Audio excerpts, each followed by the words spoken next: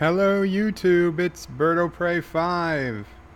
Welcome, it is April 2nd, 2019, the Bed Life series, but also today the review / rant of the new 2019 The Twilight Zone CBS All Access series.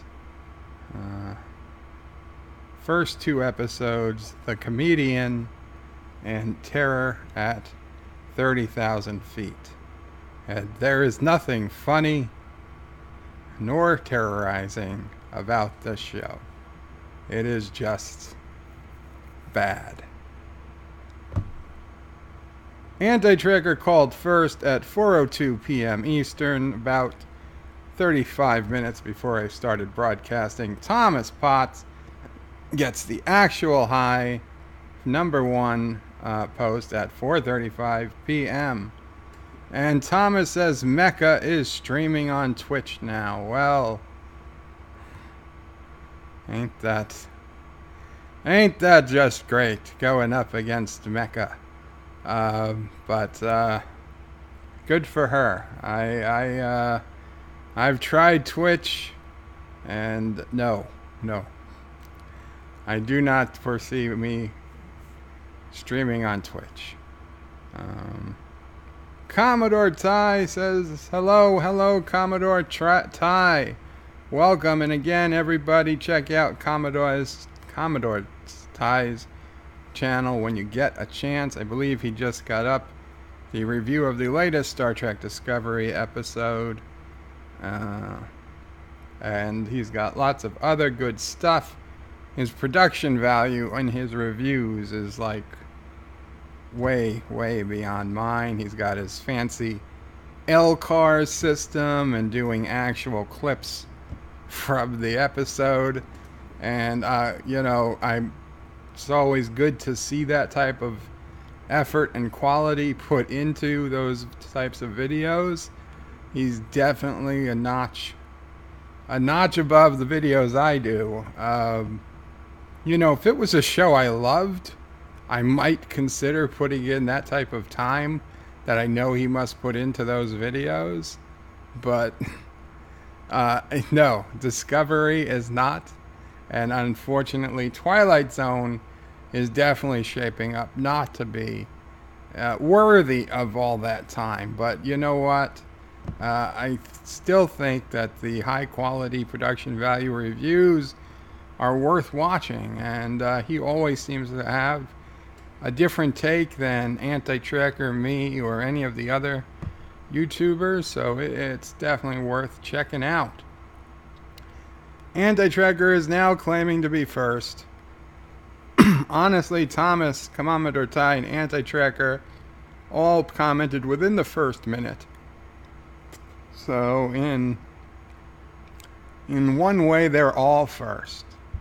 But of course, in the more accurate way, Thomas Potts is still first. Not Ryan Johnson. Hello and Qapla. Not Ryan Johnson. Thomas Potts says, I was first at 2 p.m., also at 10 a.m. Well, Thomas, those did not show up in the chat log when I went live, but I will take your word for it. Sci-Fi Guy, welcome Sci-Fi Guy. He says he's first to thumbs up. Come on, guys, thumb up. Well, maybe they don't want to thumb up yet. Maybe they might hate what I have to say and they're going to thumb me down. But you know what? You can always change your vote. If you thumb up first and then I go off the deep end and you're like, I don't support this guy, you can go ahead and click on thumbs down and change it. You're not committed to the thumb up just because you press it. So maybe Sci-Fi Guy, he's on the right track. Now, I said trek when I should have said track. He's on the right track. Go ahead and thumb up. Commodore Ty says, new video up, what I think phase 4 will be. Well, that's like way more phases than I'm at. Thomas Potts says, wasn't Anti-Tracker stream so much better last night? so many better last night? Thomas. Oh, yes, yes, of course it was. Of course it was. Because he has Mrs. Anti-Tracker there. I mean, it's not really fair. I mean, it shouldn't even be called an Anti-Tracker stream. It's really was the Mrs. Anti-Tracker stream featuring Anti-Tracker, who does like that does the nerd stuff to get the show running. And even that, it took him like 15 minutes to get the sound working right. But we forgive him. We forgive him. He does the best he can. Not Ryan Johnson says, I left work early, so now I can listen on the way home. Very cool, Not Ryan Johnson, although I hope you didn't leave work early for any kind of emergency. Not Ryan. John, the former peasant, says, I can't hang around watching tape of Legends of Tomorrow. Have fun, guys. Thanks for dropping by, John, the former peasant. Enjoy your tape. Do people still watch tapes? I'm shocked. Shocked if you do.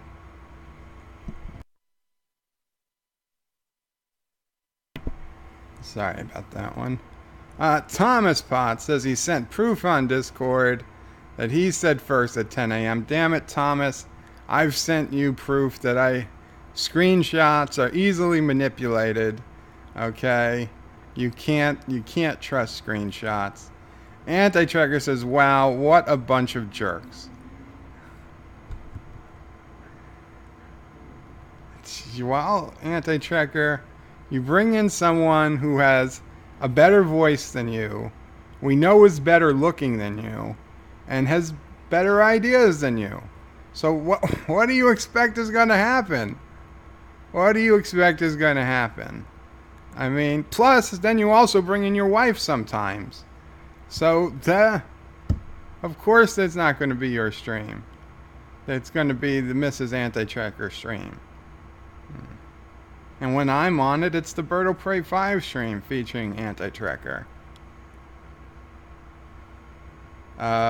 Okay, Thomas, let's see this proof, people. I don't know if I trust it.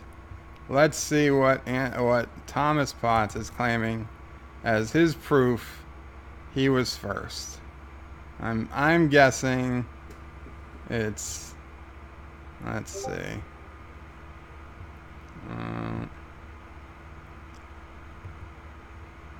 Let's see.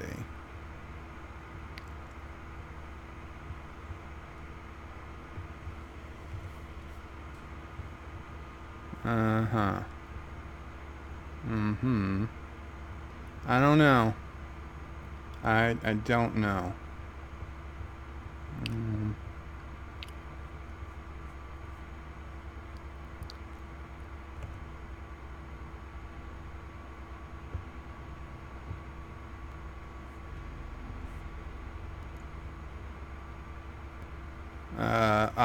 Opera browser. So this is what Thomas Potts sent me. A screenshot where everybody was saying goodnight last night from my City Skylines episode 8.5 Nerd Island stream, which is not a stream you need to watch if you're keeping up on the Nerd Island series, but you can if you wanted to. So at 10:14 a.m. Eastern Time this morning, Thomas Potts does say first.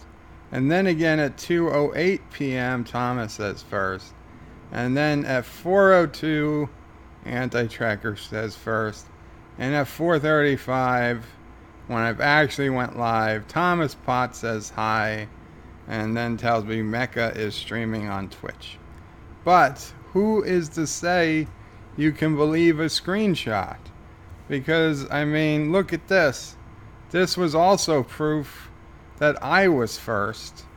This is clearly a screenshot from the day before where Thomas was trying to claim he was first on Anti-Tracker's stream. But I showed him the proof clearly an original it is impossible to edit this screenshot.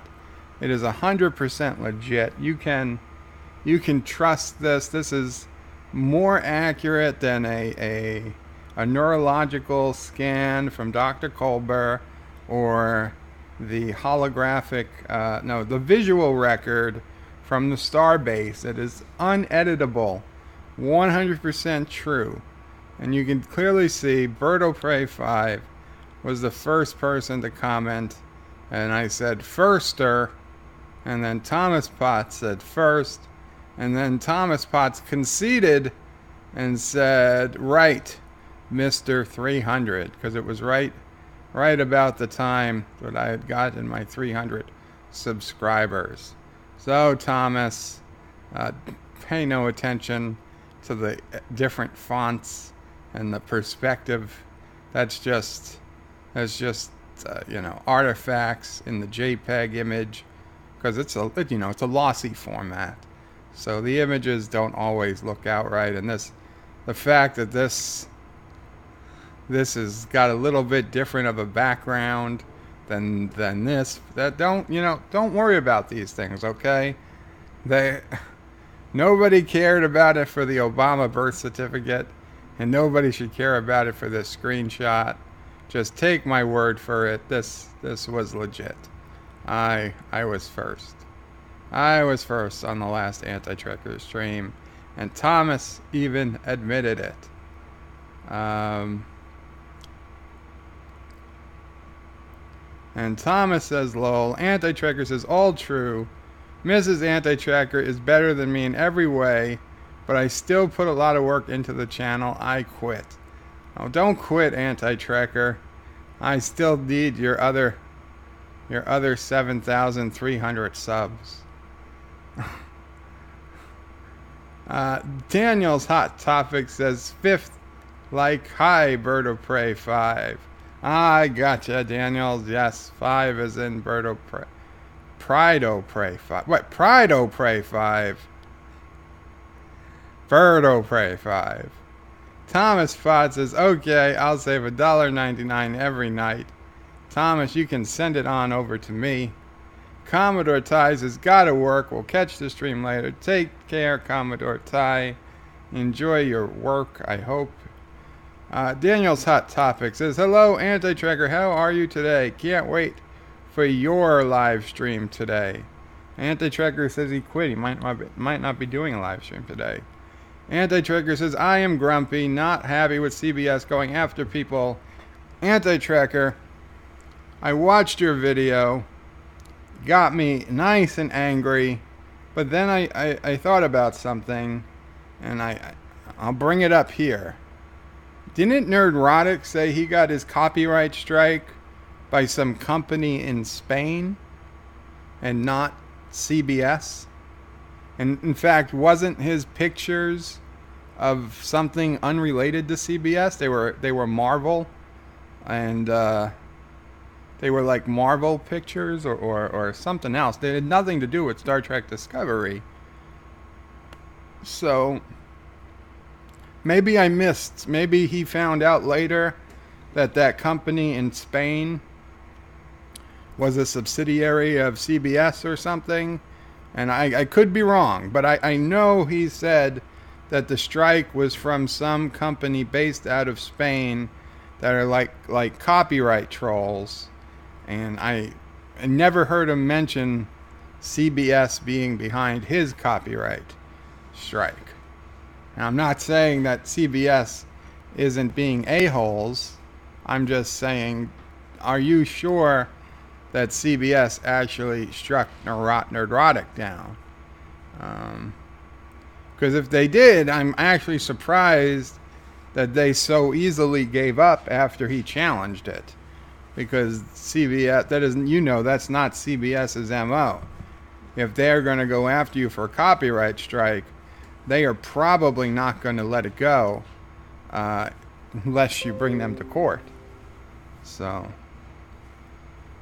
And Thomas Potts says, there is a way on iPhone to see the time a picture was taken. I took it and sent it seconds later. Sure, Thomas, but I don't have an iPhone. No one's got iPhones these days. They're on their way out. They're going to be like Blackberries in 6 months. You're like, oh, you're BlackBerry. But there's a way on the BlackBerry to type with real buttons, and people are going to look at you like you're nuts. Josh Street says, anti-tracker, I didn't hear about CBS going after Mecca until DJ did a stream around 12 a.m. this morning. Well, I heard about it. I heard about it on Anti-Tracker's stream yesterday, but I was looking for Mecca's new channel, and she didn't have it. She didn't have a video up on her old channel talking about it yet until this morning, and then after seeing DJ's video, I was able to get the link. And so, just for those interested, I added Mecca's second channel to the Certified Nerds, yes, the Certified Nerds section of antitracker.com. So, Mecca Random 42, you actually get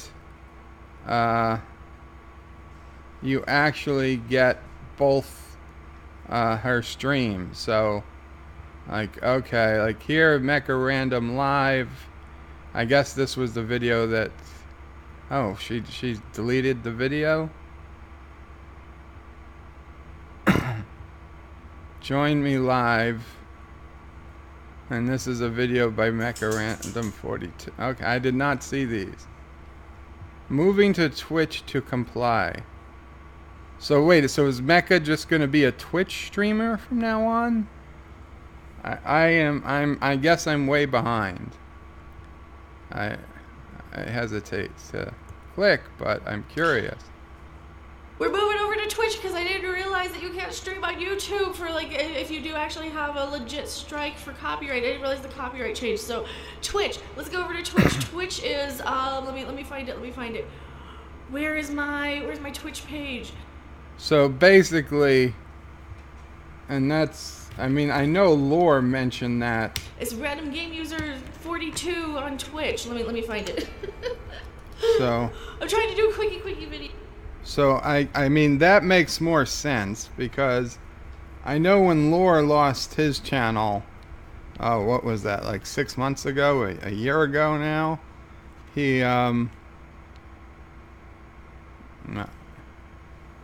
He was pretty clear that he could not just make another channel and start streaming because that would be against YouTube's terms. So I was kind of surprised when Mecca and even Nerdrotic went ahead and just made second channels to go ahead and stream. So now Nerdrotic ended up getting his lifted. So now I'm really confused. I guess there's only a few seconds left in this video. I'm sure Mecca doesn't mind other people understanding where she's streaming from, so I'm gonna play the rest. Video here. It is random game user 42 over on Twitch. Thank you guys so much for following. Here it is. Here's what the Twitch page looks like. You guys can still chat. There's awesome people there already. I will be there in 2 minutes as soon as I find my key to stream over there. Bye. Okay. So I guess, well, I don't know if we can import streams from Twitch, but I guess I will look into that later. Anyway, I was gonna say is that if Mecca was still, yes, you could see this is from her Mecca 42 live channel, regardless of whether it's from her original channel, which I'm sure she's still going to use, just not for live streams, or her Mecca live channel. Both videos will all come into the Mecca Random forum, and I will try to get her Twitch stuff in there too. I also added Captain Foley's personal channel, and that is being posted by a separate, because it's a different channel completely. So this is posted by Foleybot, whereas Trek Yards content is posted by Yardsbot.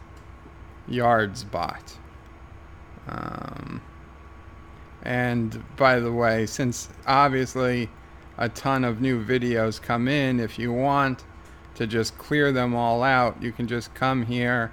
Like if you click on Certified Nerds and you wanna clear all the red things without going through each video, you can click here, mark red, and that will mark the entire Trek Yards forum as red, for example, so you don't have to go through it video by video.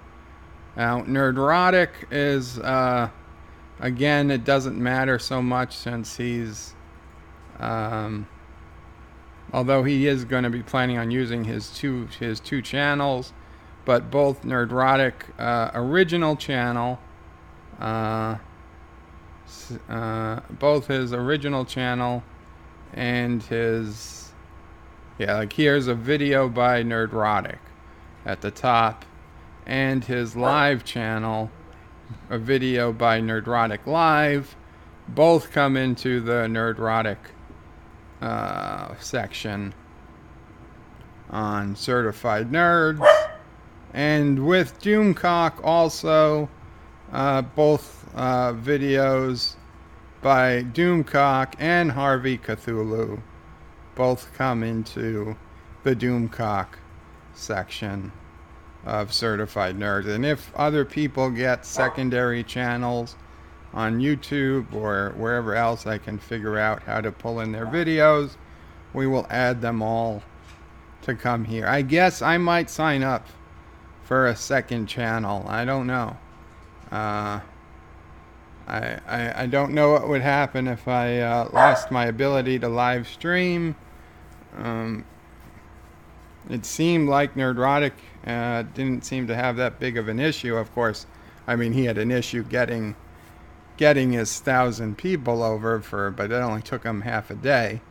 I would take a lot longer. I would still want to get to 1,000, but yeah, obviously there's a lot more reading on the subject I've got to do, because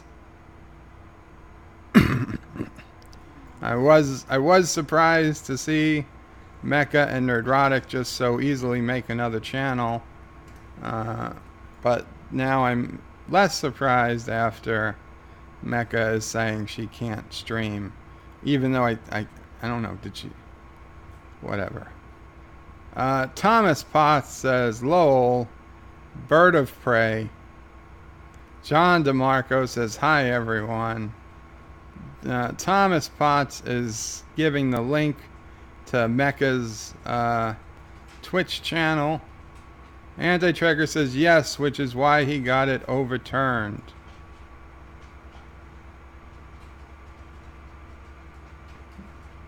Yes, he was copyrighted striked by a company out of Spain and not CBS itself. And Anti-Tracker says Mecha is going to be boned on this. That seems like the unfortunate situation. If it was, and you know, she showed it, it is CBS. So it's probably not going to be easy, although she should be telling YouTube, because YouTube, I watched the creators thing. It was their own video. They released it maybe 2 months ago, maybe less. And they literally said that the first copyright strike or something, oh, maybe was it not copyright strike? Was it rules?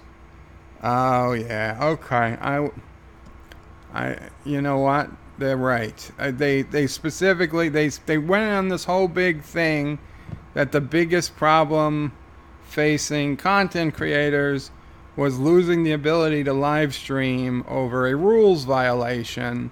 And they were like, oh, we've got this whole new system we promise that instead of immediately losing your ability to live stream over a single rules violation, you will get one warning. And I'm like, oh, okay, that makes sense. Okay, everybody gets a warning, and if you still break the rules after that one warning, then you lose your ability to live stream for 3 months. And then I think if you get it again, it's like a year. And then I think if you get it again, it's forever, right? 3 strikes, you're out. Of course, now they added the first, like a warning strike. But I think now that I think about it, I think that was just for breaking YouTube rules, which of course there's no set guidelines of YouTube rules, and even the ones that you can find are broken on a daily basis by channels all over YouTube, and it is completely selectively enforced. So it is a completely useless system to even have. But yeah, if it doesn't, I think they said it doesn't count for copyrights, which is the most important part of the whole thing. Okay? If it doesn't count for copyrights, there's almost no point in having it. That sucks. I wonder if I should go through my videos and start deleting some of the more questionable ones. Daniel's Hot Topic says, whoop, did I write Pride O Pray 5? Sorry, I got twitchy fingers. That's okay, Daniel's Hot Topics. I'm sure in no way have you given them something new to make fun of me by. Anti-Tracker says, Daniel, how could you get Pride O Pray and Bird O Pray 5 mixed up?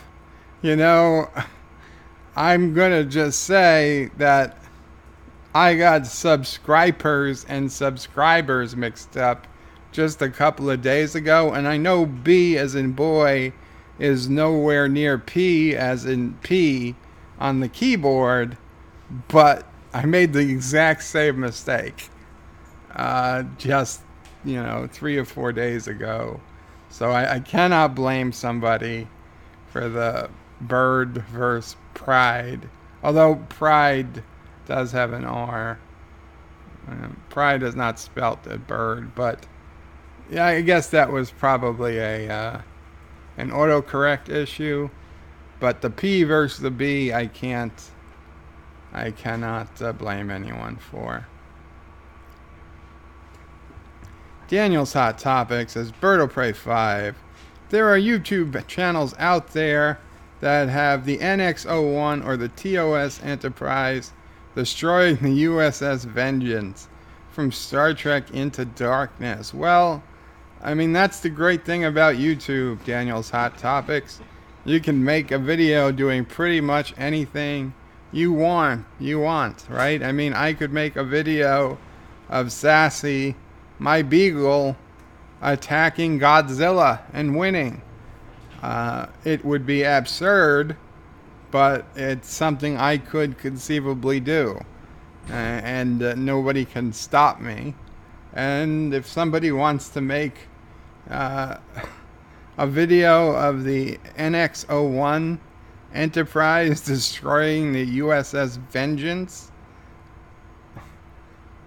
I guess they're welcome to do so. But, I mean, that's just an absurdness that it's not even worth commenting on. It's not even worth getting upset about. Go ahead, I mean, at least in Star Trek versus Star Wars, there's very good reasons that, even the original series Enterprise could conceivably destroy even the Death Star if it came to it in battle. But no, there is no. I mean, when dealing with an original Constitution class versus the USS Vengeance, assuming that they're both, they both follow the same Trek logic. Yeah, you can't make that. I mean, no more than an original series constitution could be expected to destroy a Romulan warbird out of TNG. I mean, it is just an absurd comparison to make. Anti-Tracker says you can only set up another channel to stream if that channel belongs to someone other than you. So if Mrs. Anti-Tracker set up a channel under her name, I could use it. I got you, Anti-Tracker. So you know what? I think Mom O'Prey 5 is going to have to set up a channel just in case. Just in case. That's right. And Lore did say that his backup, he was going to be a channel at his time. Yes, that makes sense. Daniel's Hot Topics, it says, it makes no sense, it's just blind hate. Well, you know what? Hate isn't illegal, Daniel's Hot Topics. And hate brings in a ton of views. I mean, it's not something to be proud of. It's not, but there is no denying it. Hate equals views. Okay? On the left and on the right. MSNBC, tons and tons of ratings based on hate over the last 2 years. On just conspiracy theory nonsense, more debunked than the Obama birth certificate. And yet Rachel Maddow, whatever her name is, continues to cling to it because it's just hate. The people with so-called Trump derangement syndrome, it is hate. It is hate and nothing else. It is just a hate that has grown in them, and they've lost, the dark side. They fall into the dark side. And I'm not going to say it's just on the left. There is plenty of hate to be found on the right as well. It's not even just, left, right, conservative, liberal, whatever. It doesn't matter. Generally, liberals are good people. Generally, conservatives are good people. The people who have hate in their hearts shouldn't be called liberals. They shouldn't be called conservatives. You can call them something else. Social justice warriors, if you want, on the left. If you want to call them Nazis on the right, I don't care. But, there's hate. Hate equals views. It's worked for websites I don't even want to say the name of, for fear of just mentioning it will bring some type of backlash from the YouTube algorithm. But yes, you guys can figure them out. They're out there. People know about them. And as long as hate equals views, people are going to put up videos about hate. Especially if it's wrapped in the cloak of Star Trek. So nobody can really call them out on it. Monkey Zor, welcome Monkey Zor. Hashtag renew the Orville. Indeed, the Orville needs to be renewed because I'm telling you, Fox isn't going to do it. Fox, aka under the control of Disney, they're not going to renew it. So find another channel that wants it, or better yet, an Amazon or a Netflix, someone that can give it some money, let it grow. Honestly, I wouldn't even hate if HBO picked it up. And I know. You'd be like, HBO, but granted, it wouldn't be the family entertainment that it is today, but an HBO series, the Orville could conceivably become an HBO series. It's already got some of the storylines laid out, and it's already something different than Star Trek. And I would still miss the network TV version of the Orville, but I think they could go and do things on an HBO series. version of the Orville that they just could never do. Now, unfortunately, I think they would probably change most of the actors and actresses, and they might just change the entire ship. They might just do a story set in the Orville universe, but is not the actual Orville, because I don't think those actors and actresses would be willing to do the things needed to be done in an HBO series. But it would be interesting to see. Thomas Potts says Mecca should set up her Cats channel. And yes, and oh, Mom, that's what we decided. You're going to have to set up a YouTube channel. In case something ever happens to mine, I can stream from yours. I can't set up a second channel of my own, but if it's owned by somebody else, then I can guest star. Okay. Go ahead. And Trek Yards is live now. I guess this is the prime time of going live. So let's see what we drop from 16. Welcome everybody, because I didn't get to 16 people yet. Alex Brooks says hello guys. And Josh Street says hashtag more Mrs. Anti-Tracker streams. Yes. More Mrs. Anti-Tracker streams. In fact, Mrs. Anti-Tracker should do an HBO no, let me stop. Alex Brooks says, hello, guys. Thomas Potts says, hi, Alex. Thomas Potts says, so Harvey gets his videos, but not Captain George. Okay, I'm sure we will get Captain George set up at some point. Harvey is releasing videos like every day. I don't know how often Captain George is putting out videos. Alex Brooks says, I canceled my All Access after watching the Anti-Tracker new video. CBS is an evil company, and I can't fund them to step on real nerds. That's a I don't know. I can understand Alex Brooks. I totally can.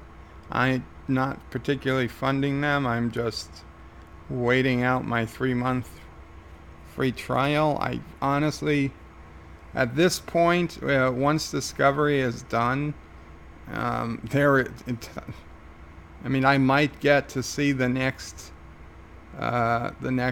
episode of Twilight Zone, which is going to be April 11th. But I can't imagine, after seeing the first 2 episodes, that there's going to be anything there that's going to make me want to stay on and keep watching. Because I'll be honest, after watching Star Trek means enough to me that I'd watch Discovery just because it has the name Star Trek, and just because I feel an obligation to talk about the series with you guys. I love the Twilight Zone. I love the original Twilight Zone. But I don't have that obligation that I feel like I did with Discovery to watch every episode just because it has the Star Trek brand on it. Twilight Zone, there's a lot of Twilight Zones reboots I've never seen and probably never will see. Thomas Potts says, Bird of Prey, you don't show anything to get copyright strikes. Well, I don't usually, and I don't play audio usually, but in some of my reviews of Discovery, I do have sometimes once or twice I've had video of the show playing, even though it's been distorted and cropped and blocked, and in no way could it be used in place of watching the actual episode. I have it playing just to have the mood of the episode, and I can occasionally I can refer to scenes, even though you can barely see them. I'll refer to scenes that are going on, on the view screen. But to be honest, how much is too much? And I mean, I'm not in a position now. I'll be honest. Right now, since I'm not monetized anyway, it's not the end of the world. But if I was at 950 subscribers and I was potentially looking at being monetized in the next couple or few weeks, I would probably go ahead and start deleting some of the videos where I was a little bit concerned on as to what I showed, or maybe I'd re-upload it with a pixelation box around it, so that there can be no argument at all that I was within fair use guidelines. And even then, I'm not going to say, because I mean, it seems like just a rite of passage. As your channel grows, you will get a copyright strike that's going to leave you off the air, at least off the live streams, for a few days. And like a Lore Reloaded, it could leave your channel deleted for days. But every legit case of it so far, people did get it back. It took time, and I'm sure it was a pain in the ass for them. And like Lore said, he lost a lot of money because he lost a bunch of subscribers, and he lost time and all this stuff. So I'm going to say it's a pain in the ass, and it's a pain in the ass that if I'm lucky enough to grow a channel to a size where I can monetize it, and I start to, make money through things like super chats or ad revenue, that it will hurt. Perhaps if I'm lucky, it will hurt should they hit me with a copyright strike. But as long as I know I'm in the right, as long as I can say that, honestly look at this video, and I know in my heart of hearts that nobody in their right mind would ever say that what I used was beyond fair use, then at least I know that if I fight enough, and even if that meant hiring the world's cheapest lawyer to argue the case, at least to get in front of a judge. And I know CBS with their stall tactics and their everything else, they even make that impossible. But at least I would know I would be in the right. And when you're not 100% sure you're in the right, then it makes it much, much harder to fight and to believe that you're right, at least. Thomas Potts says, I said Birdo Prey. Yes, I know you did, Thomas. Josh Street says, Thomas, I'm going to copyright Birdo Prey's likeness. Yes, good luck with that. Thomas says, that sounds weird. Anti-Trekker says, you are confusing copyright and terms of service. And yeah, I think I realized that after I started talking. Thank you, Anti-Trekker. John DeMarco says, hope they don't get you for the Burnham death loop. Now you say that, I would say is fair use. There's like literally only 25 seconds of video, and it is a transformative, and it is also it is a commentary. Now I'll grant you, I don't physically talk about it as commentary, but it is a commentary on the show. It is a non-verbal commentary. I see, I wasn't even worried about the death loop. But again, if the time gets that I'm, approaching 1,000 subs and possible monetization, I might have to go back and move that to a different channel at the very least, if not remove it completely, now that you bring it up. Thomas Potts says, no, it's Anti-Tracker's YouTube that is confusing TOS and copyright. And Anti-Tracker is yelling, Thomas, P as in P. Well, I know what I said, that it also makes the most sense.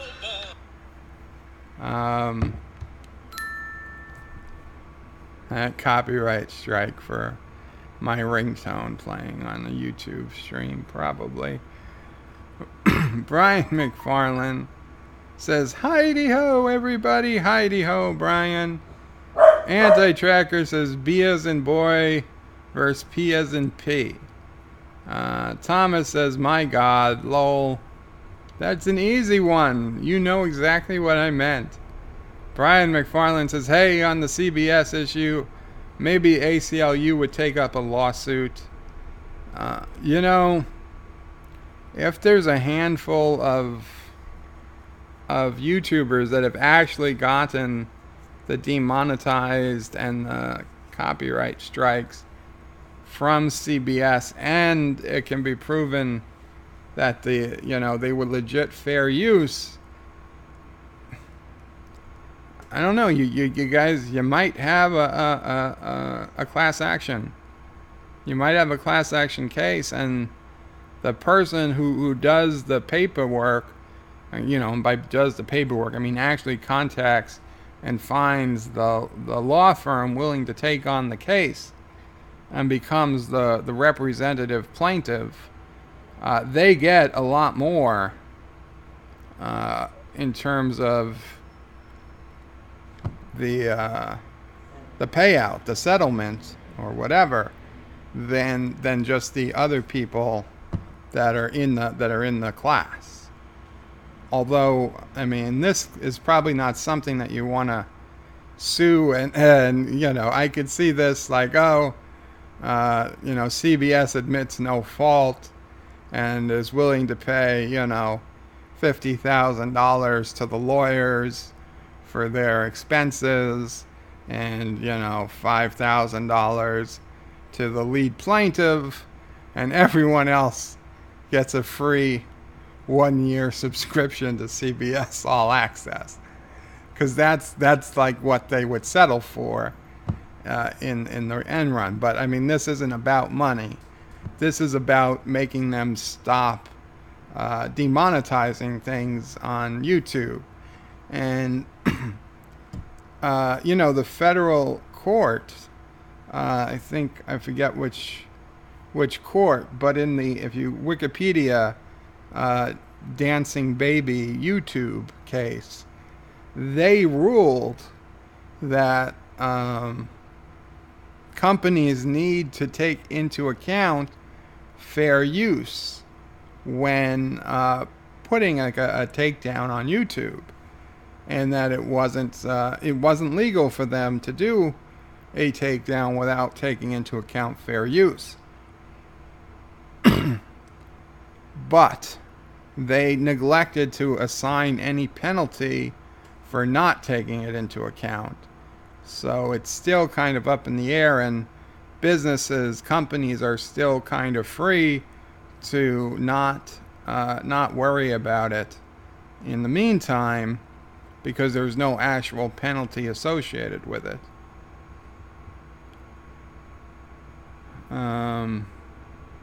Josh Street says, P as in P. Is Bird going to use the Hoover? Not right now, Josh.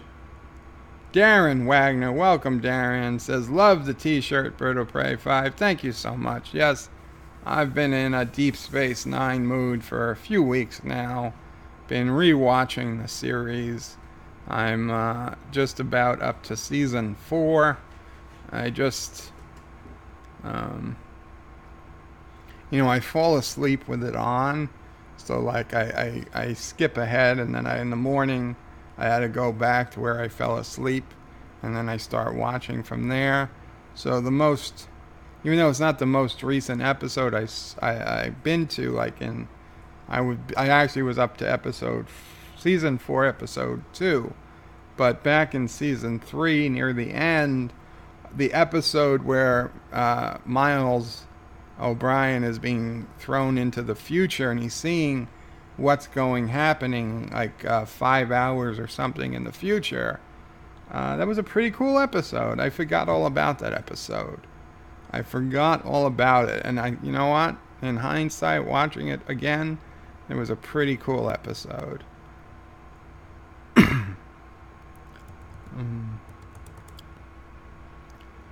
Anti-Tracker says to Brian, I like the idea of the ACLU getting involved, but remember CBS's agenda-driven STD, the ACLU does not generally like helping people on the right side of the fence.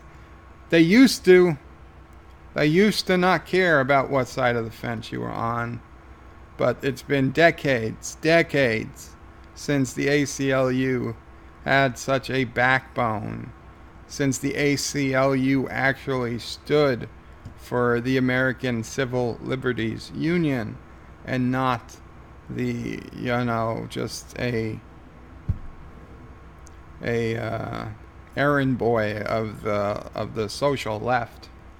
Unfortunately, there was the ACLU who actually represented the Klan to fight for its right to march in some city somewhere that I didn't care about. But yes, it was it was an ACLU attorney who happened to be Jewish, and he won the case because even the Klan had the right under U.S. law to march. And even though obviously they personally were very much against the Klan, they recognized their rights under the Constitution, and it was more important to them, as it should be to all of us, that the Constitution is followed, even if it helps somebody that we personally disagree with. Because if we instead choose to look the other way when the Constitution is ignored because it's hurting someone we disagree with, and we're happy by that, it only leads to one inevitable outcome. And that inevitable outcome is nobody's going to be around to help us when somebody chooses to ignore the Constitution and it hurts us. Okay, if we don't stick up for everybody, nobody's going to be around left to stick up for us when our time comes. So yeah, ACLU used to mean something. Unfortunately, not in a long time. I would be amazed, but they would have my respect back if they actually did something to stick up for the quote-unquote little people, or the quote-unquote right, or even, because this isn't even about left versus right, it's just really about liberal versus corporate interests. And exactly, Thomas Potts is saying, the ACLU doesn't give a poop about American citizens. And it is true. At this point, they do not. In fact, nobody really does, except one orange man. True, says Brian McFarland. You would think some law firm would love to fight this, for publicity at least. There's some conservative law firms like the ACLU out there too. Anti-Tracker says, wait, what? What were you saying about my wife and HBO? I don't know. You must have misheard. Marlena Monroe says, hello, folks. Hello, Marlena. Welcome. Anti-Tracker says, Anti-Tracker costs CBS money. How dare he? Thomas Potts says, hi, Marlena. Anti-Tracker says, honestly, I would drop CBS All Access if not for my channel. Well, Anti-Tracker, I bet CBS can help you with that. Josh Street says, yes, an HBO Mrs. Anti-Tracker special stream would bring in a lot of money for Anti-Tracker. Well, or she would keep it and use it to fly to London or England, wherever Alex is, and host his show with him. Marlena says hi, Thomas, and Josh Street says hi, Marlena, and everybody's going to say hello to everybody else.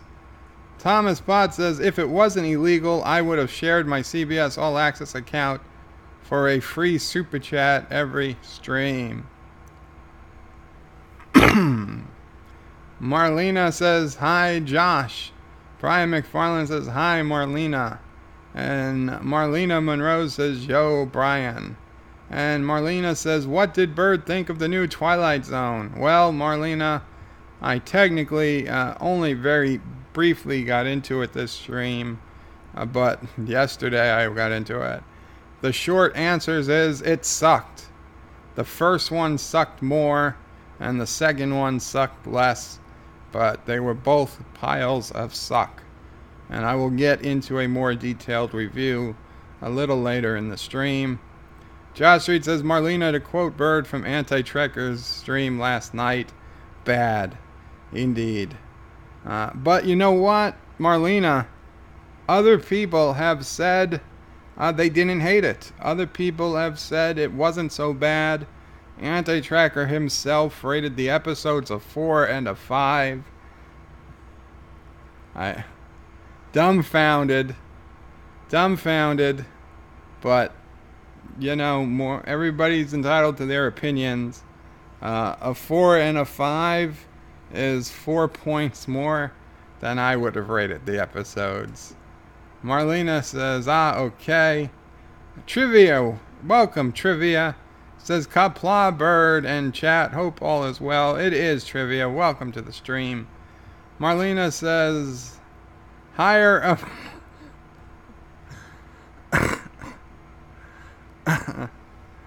Avanti, you'll win even against Trump. Oh wait, yeah. Once he gets out of prison in 50 or 100 years, you can hire him. Thomas Potts is again stating very clearly, he said, Bird, oh, pray. I understand, Thomas. Trivia says, hi, Marlena.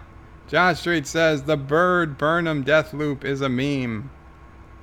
Very, very true. Monkey Zor says, CBS YouTube channel should get a copyright strike for putting up those episodes of STD. I do not, and again, I don't do this because I wouldn't want people doing this, and I don't think anybody should be doing this because I don't even think it should exist.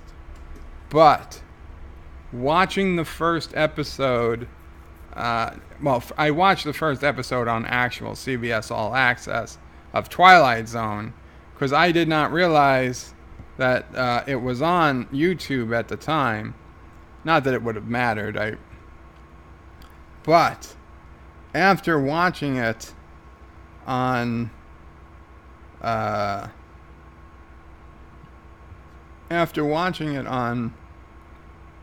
CBS All Access and seeing it was on YouTube, I almost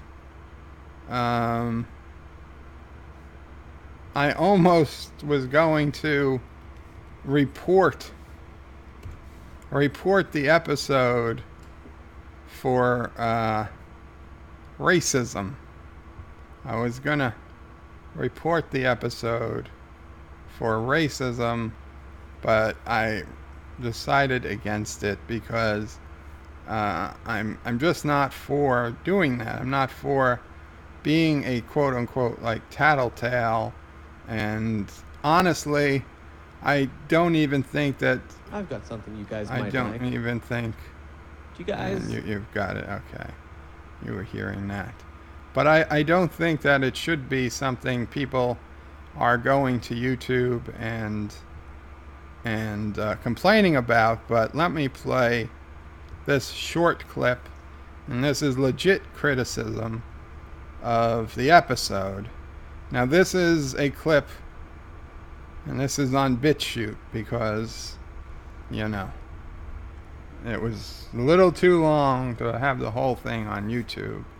But let me mute the sound and make sure it's lined up. You know what? Let me go back to the webcam. Let me make sure it's lined up at the right spot.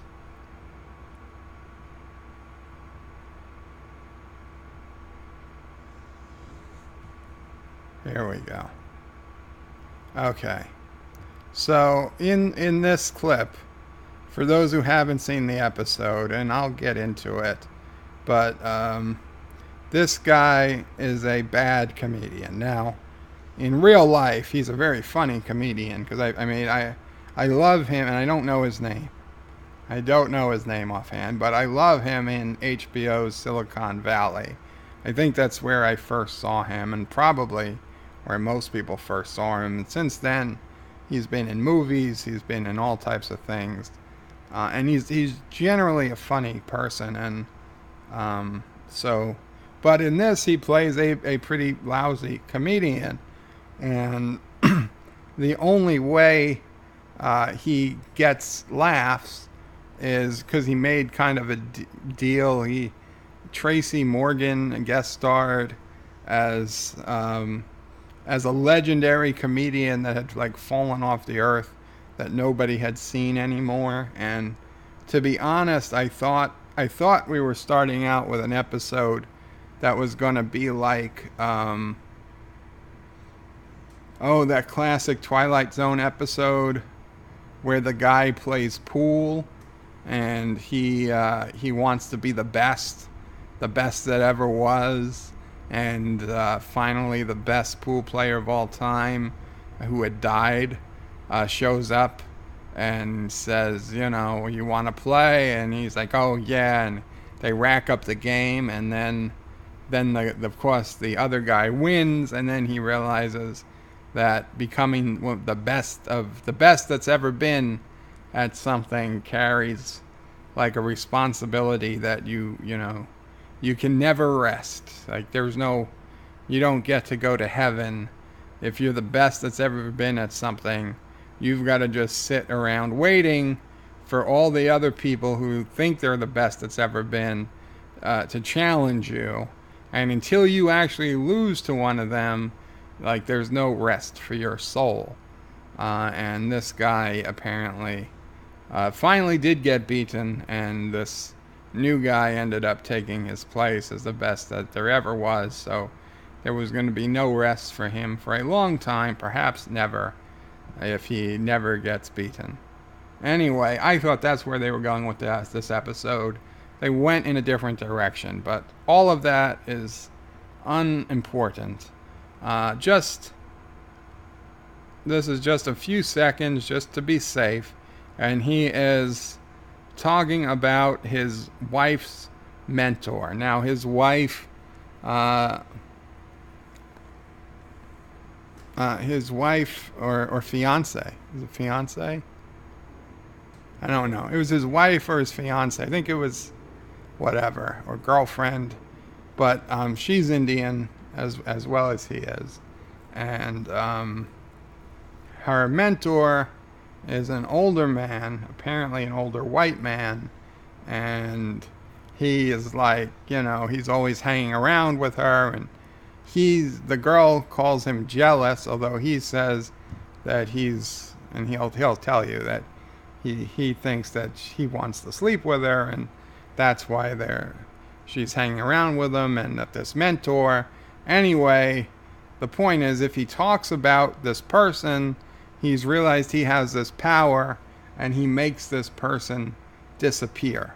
But just listen to his little rant on stage here, and I'll bring the volume up.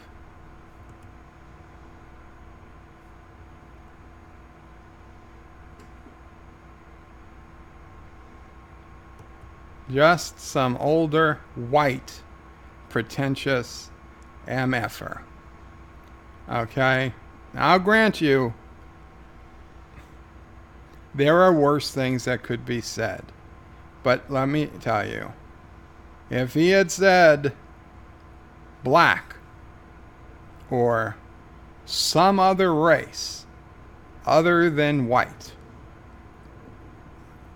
it would not have made it past the editing room floor. And I think we all can agree on that, okay?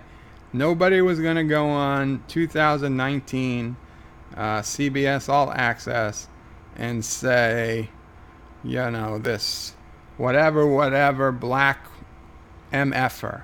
No, because that would be racist. So it is just as racist to throw in white as it would be to throw in black or Hispanic or Mexican or anything else, okay? So don't tell me that it's not racist. So I was debating going to YouTube, putting in the timestamp, and complaining to the video about it being racist, because I know that's what would happen if it was somebody conservative or on the right side, or there was a video where, you know, Alex Jones, when he was still on YouTube, although he's not at all a racist person, had said something about, you know, some other person of some other descent other than his own, and put that in there. But I thought better of it, because that is not the type of person I am, and frankly, I don't think anybody should be that type of person. But yes, CBS, to me, CBS is in violation of YouTube's policies against racism right this second. The very fact that that video is up, and it's still up, and it is because I checked before I came on, it's in violation of YouTube's policies. Thomas Pond says 331 subs, by the way. Thank you, Thomas. 331. Wow. Wow. Thank you. Thank you, Anti-Tracker, and thank you, everyone who subscribed, and those of you who are talking to your friends and whatnot. I really appreciate it. And Hector says, Grr, daily house chores, hard to do while hearing the stream. I'm sorry, Hector. Comments are going over. Marlena Monroe says, what? O'Brien is the Red Angel. O'Brien must suffer. That was the theme of Star Trek Deep Space Nine. Poor Miles. Maybe Molly. Molly is the Red Angel. She has traveled through time before. Thomas Pont says, we should march on CBS so Berto Prey gives us money to fly there. If I had the money, Thomas, we might organize that. Next time there's a $750 million lottery and I win it, we will organize a march on CBS headquarters, and I will be out in front in my wheelchair with the loud, what's that, the bullhorn, and we will make up some chant, no Klingons, no peace, no Klingons, no peace, or something like that. No cannon, no peace. And, you know, something catchy. A catchy tune, like Lisa Simpson when she plays the saxophone outside the nuclear plant when the workers go on strike. And she's like, you know, they have the plant, but we have the power. Something like that. Anti-Tracker says, I hate you, Bird, trying to ruin my marriage. I'm not trying to ruin your marriage, Anti-Tracker. I'm just saying Mrs. Anti-Tracker should explore an HBO contract. Thomas Potts says, I haven't watched them yet. Ryan McFarland says, marching on local CBS stations is not a bad idea. Anti-Tracker says, Bird, I gave the score as 4 and 5 because they were well made, but they were not good stories. But Anti-Tracker, I will grant you they were well made, okay? But if I go to the store and I buy a television, okay? I buy a 60-inch smart television, okay? And I bring it home and I take it out of the box.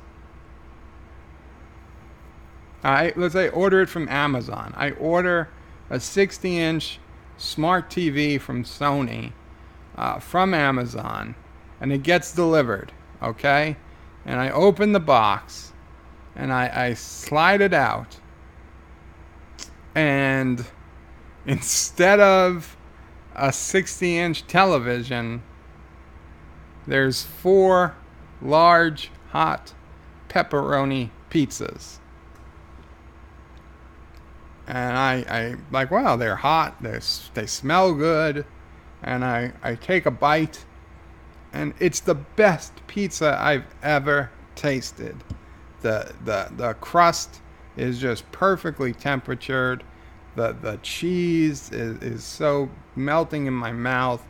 The texture, it is the most beautiful, best tasting pizza I've ever eaten. By your logic, you would go on Amazon and leave it a 3-star rating and say, well, I ordered a TV, but a pizza came, but it was such a well-made pizza, I'm going to give it 3 stars. No, okay? I'm not watching the Twilight Zone to see a well-made show that has nothing to do with the Twilight Zone. Okay? I'm watching the Twilight Zone because I want to see the Twilight Zone. And I don't care how well made the show is.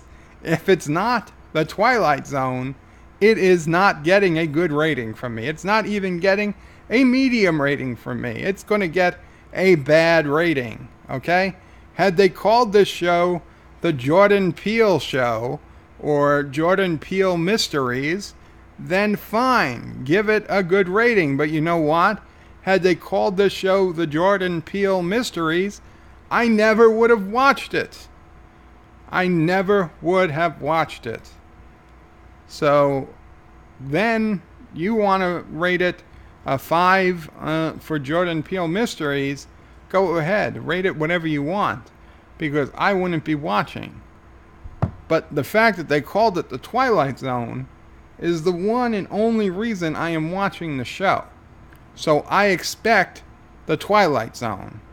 If I order a 60-inch flat screen TV, I expect a flat screen TV.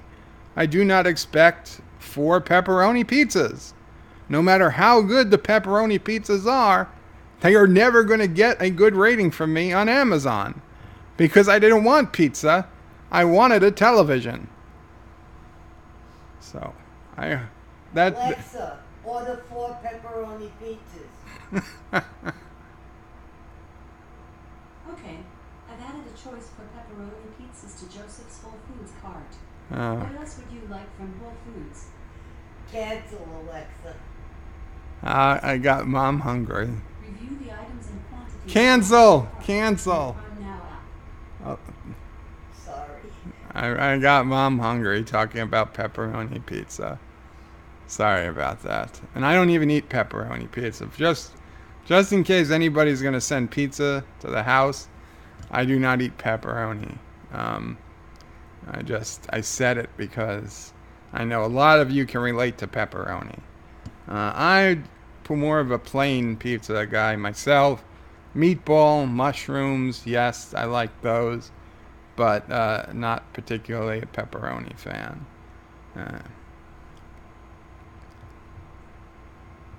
Daniel's Hot Topic says, even if when Disco goes to the future in Season 3, crosses over with Picard and Discovery and gets a new generation tech from Starfleet of that time for their mission to stop control, people will hate Discovery.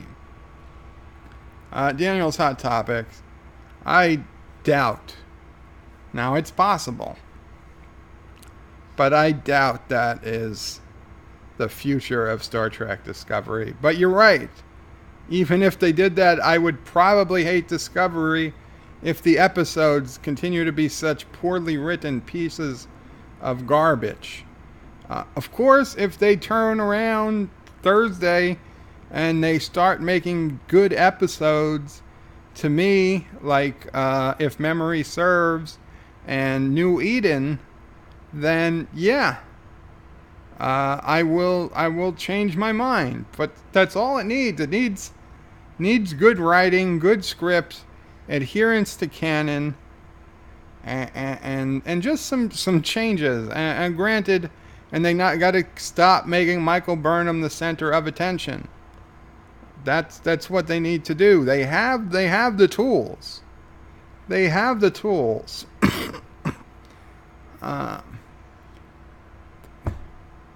They have the tools. I was willing to put that sod over the garbage and just pretend that lots of things never happened, and just fine, let's just get back into the Star Trek we know we came for, but we couldn't do that. Marlena says, now I want to see the original Twilight Zone with the Shat and of course Nimoy. So do I. And that's the only thing upsetting, is that CBS All Access, and of course it has the original Twilight Zone, although so does Netflix, I believe, still.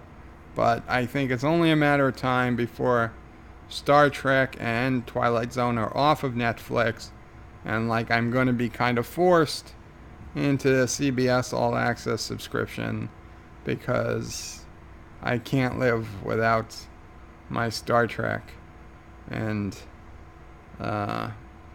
occasional Twilight Zone marathons of my own choosing without commercials.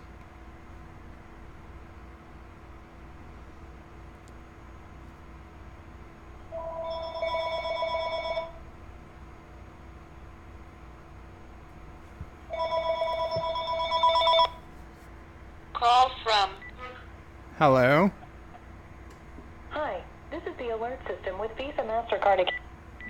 Scam. You press a number and then they want to sell you a vacation.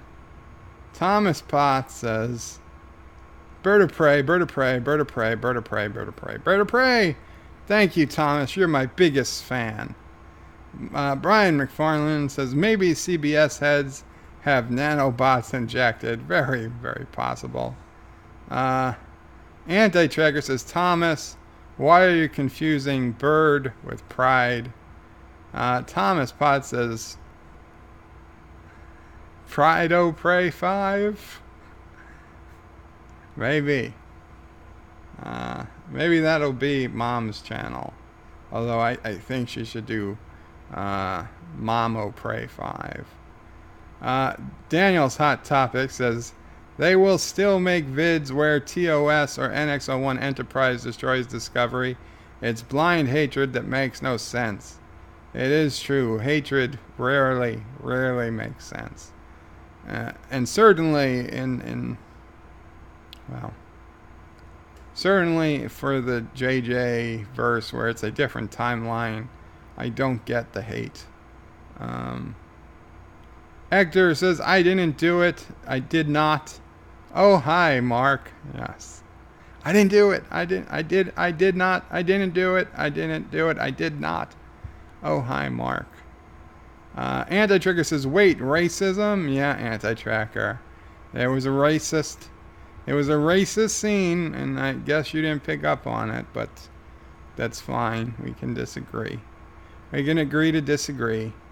Thomas Potts says, did you watch one of your videos instead of Twilight Zone? No, Thomas. Although I do find myself watching my videos from the night before over again and not finding a place to actually stop, because they're just so good, some of them. And I actually end up watching them through when I only intended to watch a couple of minutes to make sure it was working and to put in the end screen which I usually don't do until the next morning because it takes all night to process.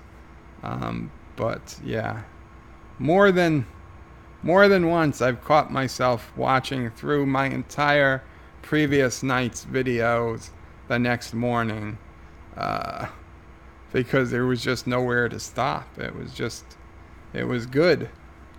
Josh Street says, Lowell Bird doesn't want to snitch. Normally he has snitches in concrete shoes. Yeah, there's definitely something about snitching. Rubs me the wrong way. Anti-Tracker says he does not know the name because Bird is a racist. Yet I know Jordan Peele's name, right? I know Michael Dorn's name. I know I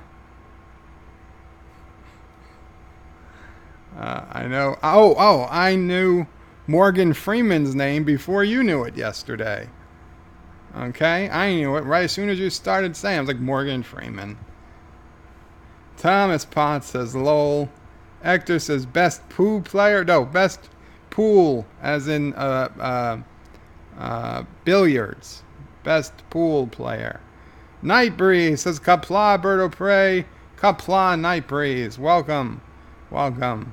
And Hector says, sure are Indians. I'm pretty sure they were Indian. Indian as in the country India, not Indians as in Native Americans. Anti-Tracker says, by the way, racist Birdo Prey. New channel name, Racist Joe.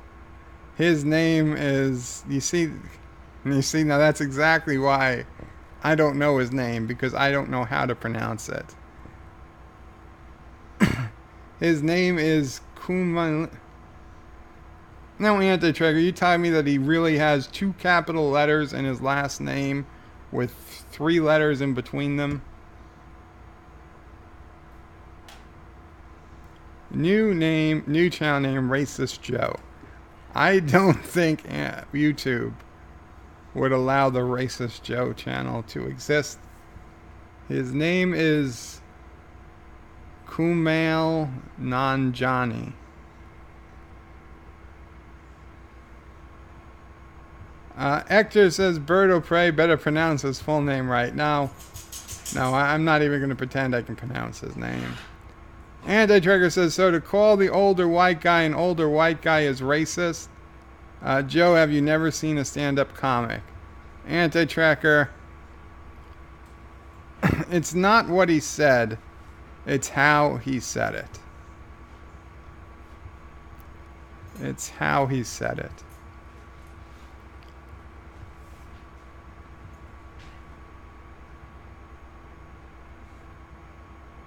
The contempt in his voice. Okay, what race did it matter? Where did race have to come into that? He was painting a picture of somebody he wanted the audience to hate. And he believed that by describing him as a white man, it would it would help paint that picture of like a Harvey Weinstein, and the audience would feel more hate because he expressly said he was a white man.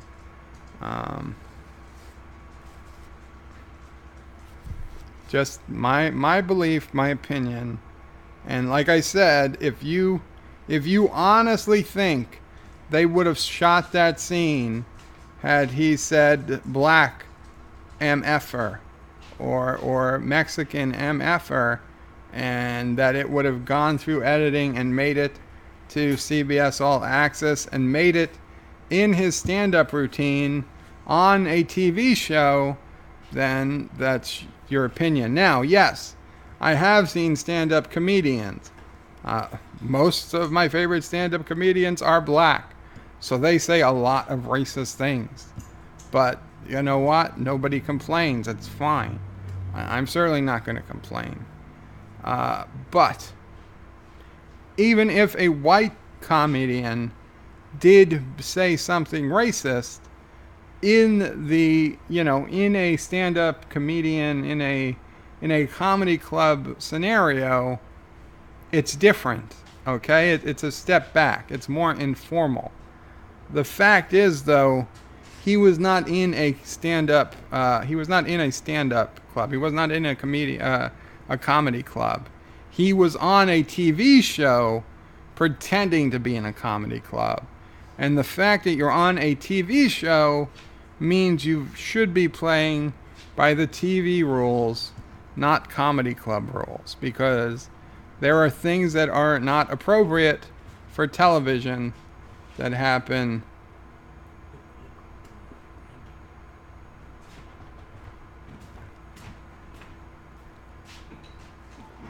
There are things that are not appropriate for television that happen in comedy clubs.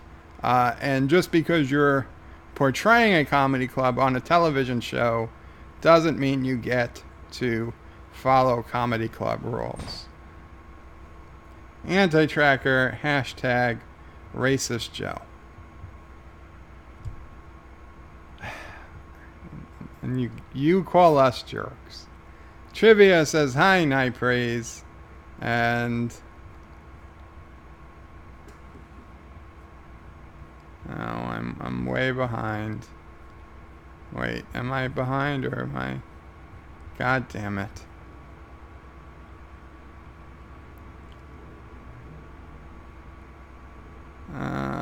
Okay. Trivia says, hi, Night Breeze. Thomas Potts says, black MFer. Wow, hashtag racist Joe. Anti-Tracker says, yeah, that is racist to toss in MFer with the black guy.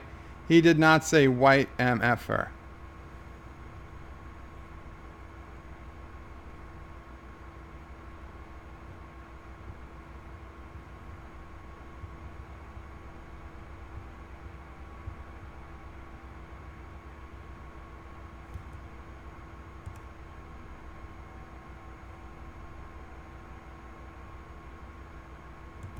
Okay. He threw pretentious between white and MFer. So, if he got up on stage and would said some older, black, pretentious MFer, would that have made it to the editing room floor? I still say no. I don't see any way that you can throw pretentious between a race and the MF word and not have it be racist. So by that logic, you can't do it for white either. I'm sorry. That's just how equality works to me. Not Ryan Johnson says, great, start screaming about cannons in front of CBS. That will go over well. Night Breeze says, boycott CBS. Night Breeze, if we boycott CBS and we boycott Disney, then there's not going to be anything left to watch. It's because Game of Thrones is over in like 3 months. Thomas Potts says, wait, is Bird of Prey 5 interested in Mrs. Anti-Tracker? Now you see, Thomas, that's an impossible question to answer, because if I say yes, Anti-Tracker gets pissed at me, and if I say no, I'm racist. So I will just say no comment. Hector says, if you win the lottery, you should buy a jetpack for the march on CBS. Yes, the jetpack has been something I've talked about as a purchase. Joe with a bullhorn, what do we want? AP, as in P. When do we want it? I don't know. Maybe on it after another stream. I don't get it. AP as in P. Okay. Thomas is lolling. Josh Street is lolling. Anti-Tracker says, this is like the weirdest analogy ever. The pizza analogy, yeah. Actor says, yep. Thomas Pot says, lol. Nightbreeze says, I want that TV box. Keeping pizza hot is a good thing. That is magic. Give me 1 second, guys. I got some phlegm. I've got to get up. Let's try this screen. We haven't used it in a while.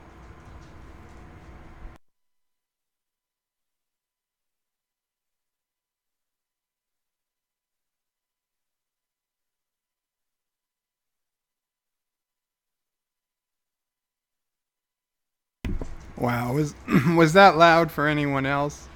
Okay, I should have just played this because I'm gonna go straight into Jaloja mode. Be right back.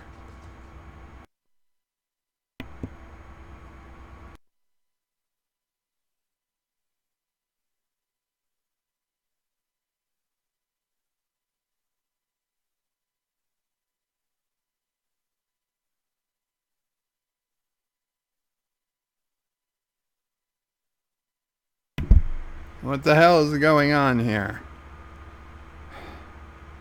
Damn it. Come on, XSplit, work.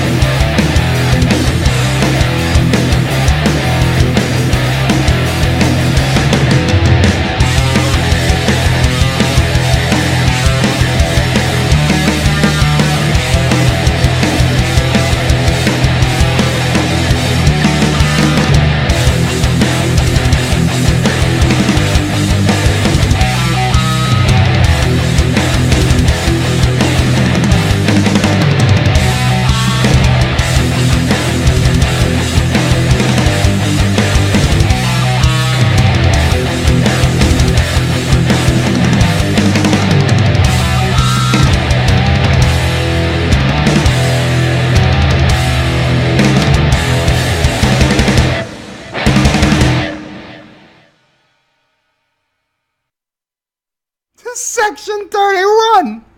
To Section 31! What the fuck?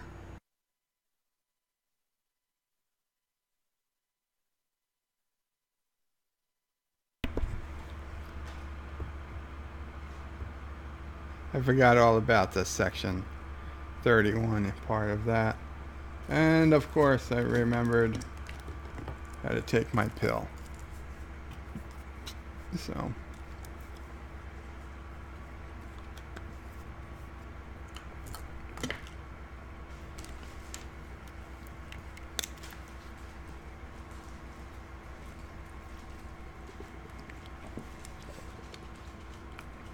oh. Damn it. They overfilled this bottle.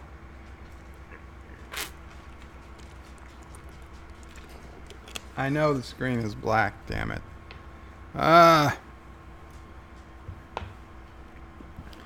Okay. God damn it.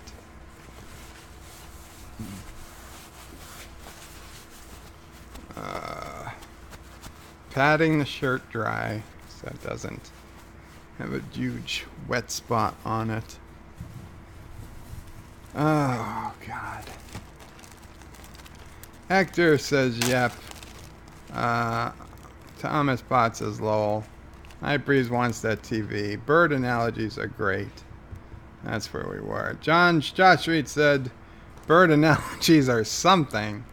Anti-Tracker says, dude, your analogy would only make sense if I turned on the Twilight Zone and my TV suddenly made me pizza.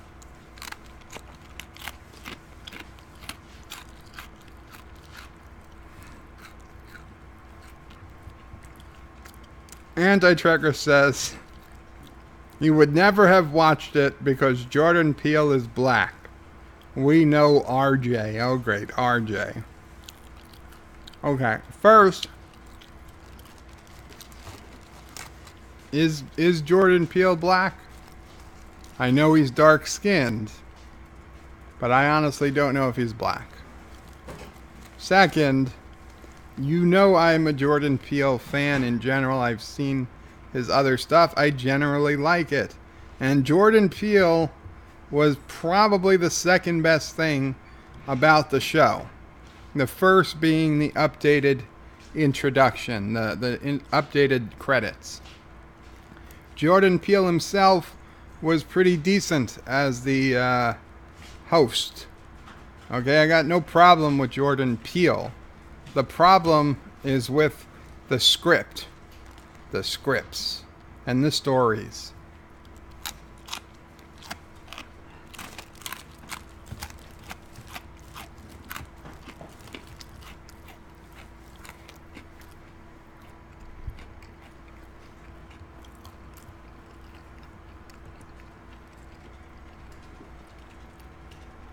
My apologies for that long absence.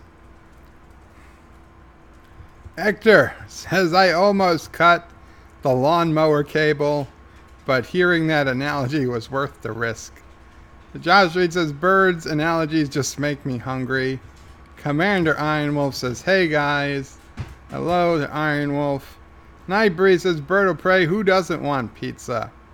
You know, I have to be in the mood for pizza to want pizza, to be honest. Commander Iron Wolf says, why is Bird mad that he got pizzas? Thomas is lolling at Bird Bomb. Rascally Rabbit, welcome Rascally Rabbit. Someone is ordering pizzas now. That would have been Mom. Josh Reed says, Bird has lost his mind. Time to put him in the padded room across from Enderman. Thomas Potts says, you're Italian and eating pepperoni. Unsubbing. No, Thomas, as I explained already, I am not a pepperoni fan, but I know pepperoni is a popular topping, so I used it for the analogy. And now JP is like, you don't like pepperoni? Wireless telecommunications facility? Question mark. Question mark. Anti-Tracker says, what do we learn today? Joe hates pizza and black people. Thomas Potts says we already knew the second one. Hashtag RJ. Thomas Potts says STD can't be saved. Josh Reed says, Anti-Tracker, are you looking forward to seeing the real D7 in STD?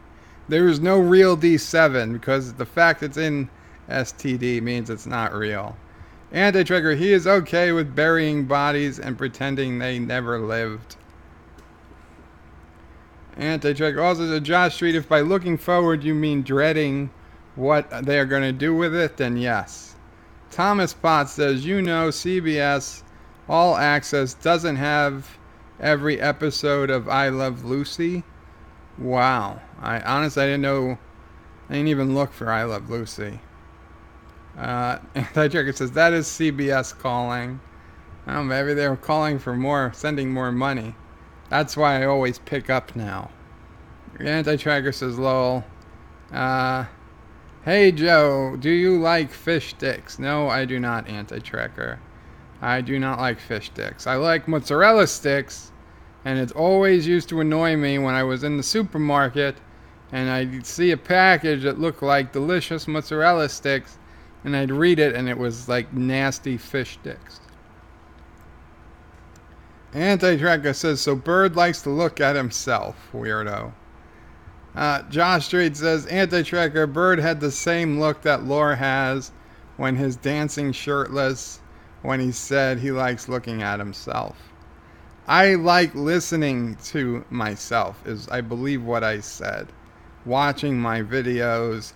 Half of them don't even have me in it. Half of them are City Skylines videos. So maybe more than half are City Skylines videos. Plus there was the whole April Fool's one this week, which didn't have me in it at all.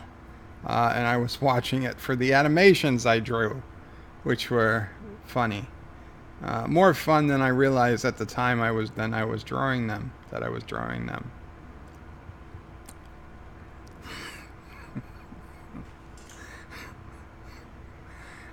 Anti-Tracker, no, I'm sorry. John DeMarco said, I'm not racist. I know the names of a few black guys. Bird of Prey 5. Hector says, oh, Bird knows like 4 black people's names. He can't be racist. Well, I'm just saying that compared to Anti-Tracker, I knew Tracy Morgan's name right off the bat, and I knew the other guy. Morgan Freeman's name right off the bat. So who's really more racist? Thomas Potts is Anti-Tracker. I am Thomas Potts. I'm seeing Thomas Potts' name everywhere now because he's always first. Anti-Tracker says, by the way, racist Joe, Kumal is not Indian, he is Pakistani. Oh, damn it. God damn it.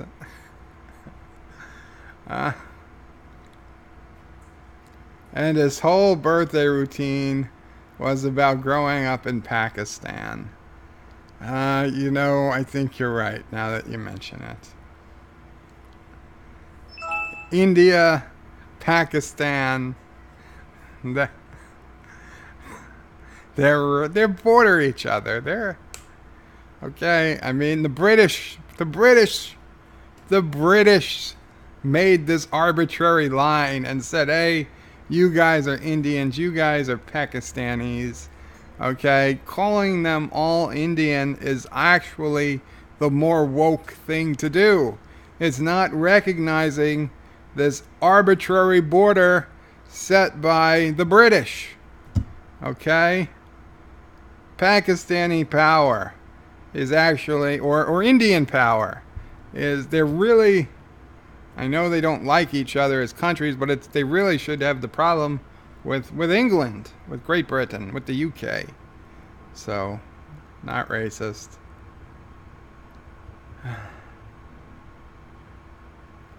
Anti-Tracker says, you do know we can't hear it, right? No, I did not. I realized only after I tried to show you guys the video that I had the sound off. But, yes, what he said was white, pretentious MFer.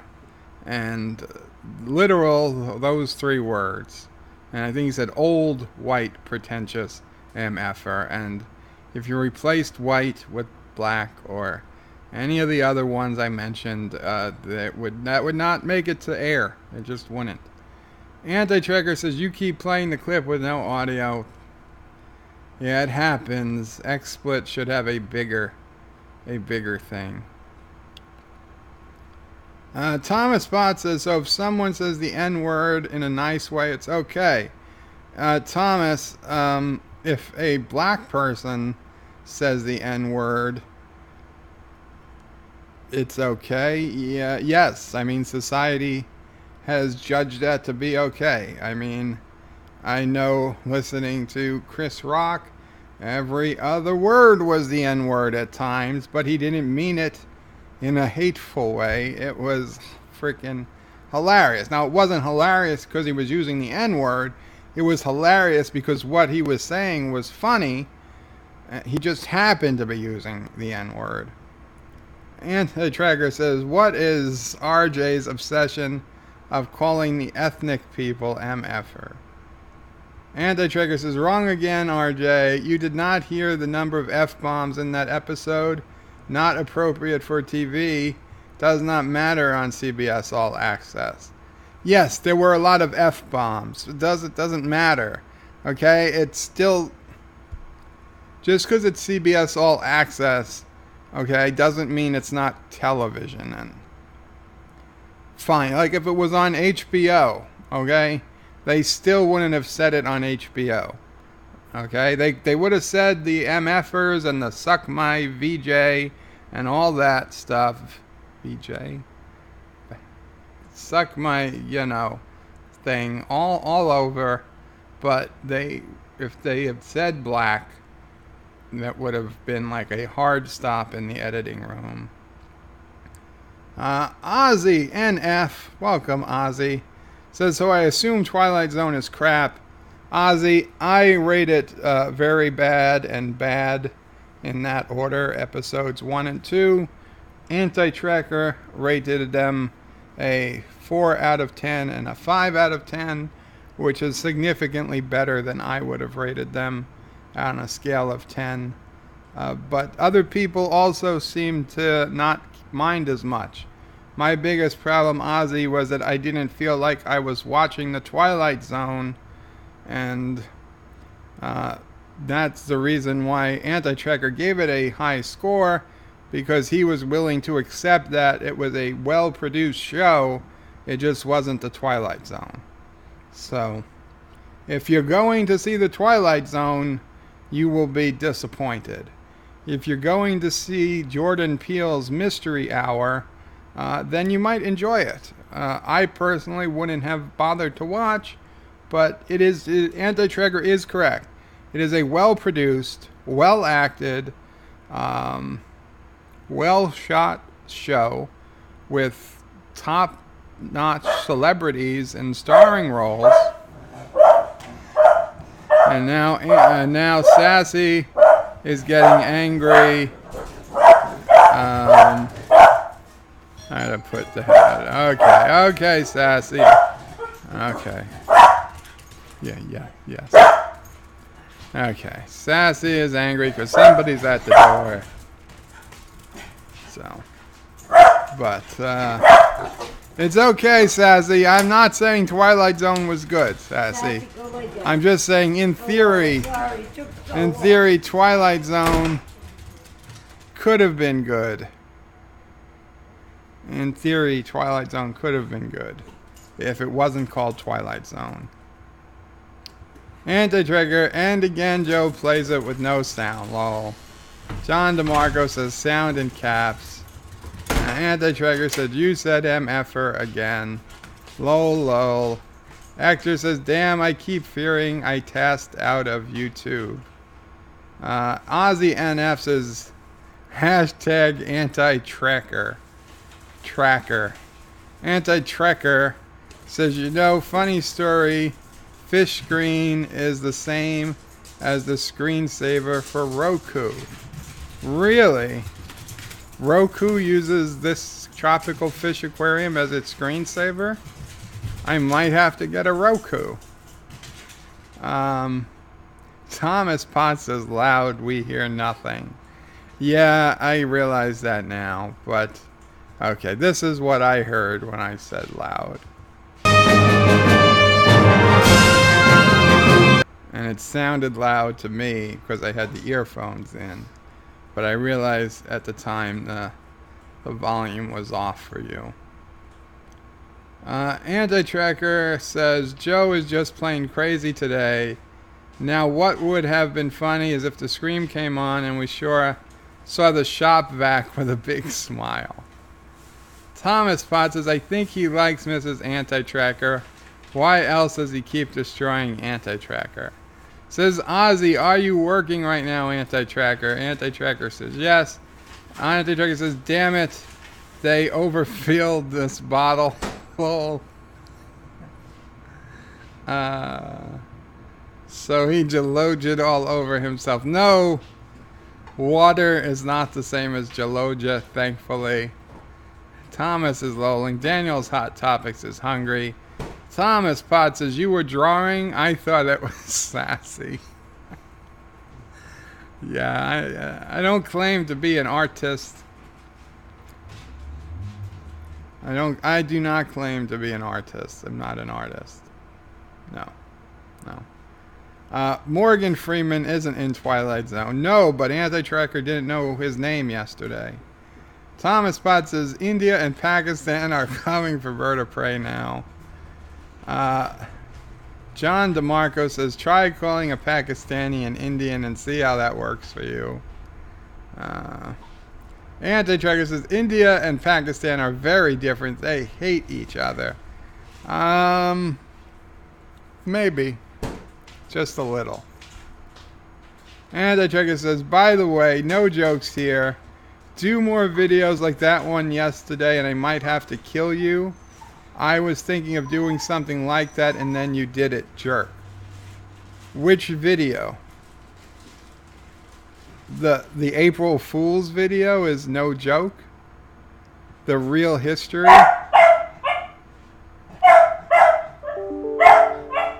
Anti-Tracker. Sassy is upset because he was saying nice things about Jordan Peele, the black guy. Sassy equals racist. No. Sassy is sexist. I will tell you that. Sassy hates men. Okay, I'm the only guy she puts up with. If a guy comes into this house, Sassy does not want to be around. Women come into this house, she's less upset. My physical therapist is a woman. She got used to her. My nurse, of course, is a woman. She loves her. My sister, Sassy loves. My mom, obviously, Sassy loves. Occasionally, some other woman comes into the house. Sassy looks at them but doesn't run away. Another guy comes into the house and Sassy darts down the steps to the basement. Except, of course, if they're bad people, then Sassy would tear them from limb. So if you're thinking of robbing me, you're not safe. Sassy will destroy you. Especially if you have food. Hector says, what little bird drawings lack in technique, he compensates with in expression. Anti-Tracker says, yeah, your real history. Anti-Tracker, I've been doing real history it was one of the first things I did. Back in New Year's of 2019, I did the true story of why was it? Yes, why New York was called the Big Apple. And then I did another one. I don't know if I did that before or after New Year's. I think it was before. So I've been doing real history stuff for a long time. I'll grant you there was a break and I did the April Fools, but you put out your April Fools video before me. Okay? I knew your April Fools video. You put it out at midnight or 12:15 a.m. I watched it before I even recorded mine. It had nothing to do with it. If you wanted to put out a video on the history of April Fool's Day, you had all the opportunity in the world. I couldn't stop you. And yes, April Fool's is way too freaking commercial, and I'm tired of it. 10 years ago it was fun because you never knew what was going to happen.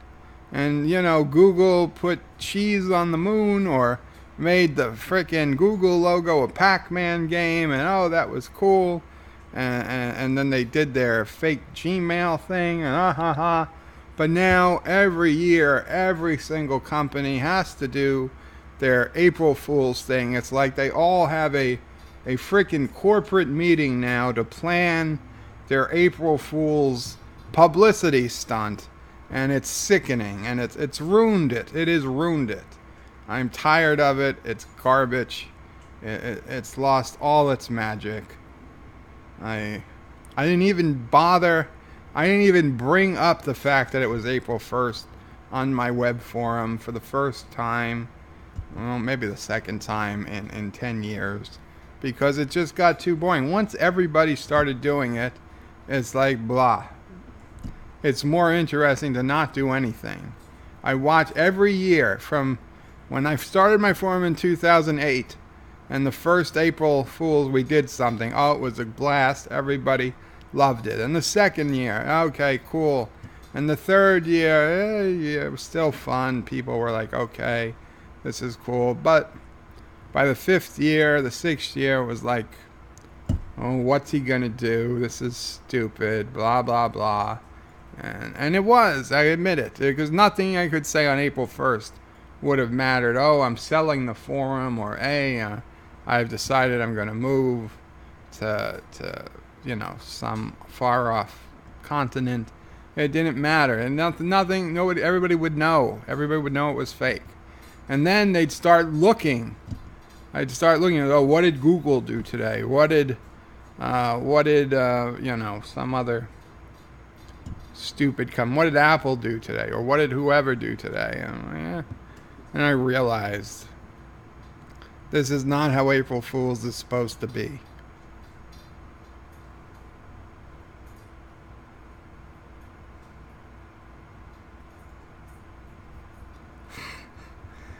John DeMarco says, Sassy hates men.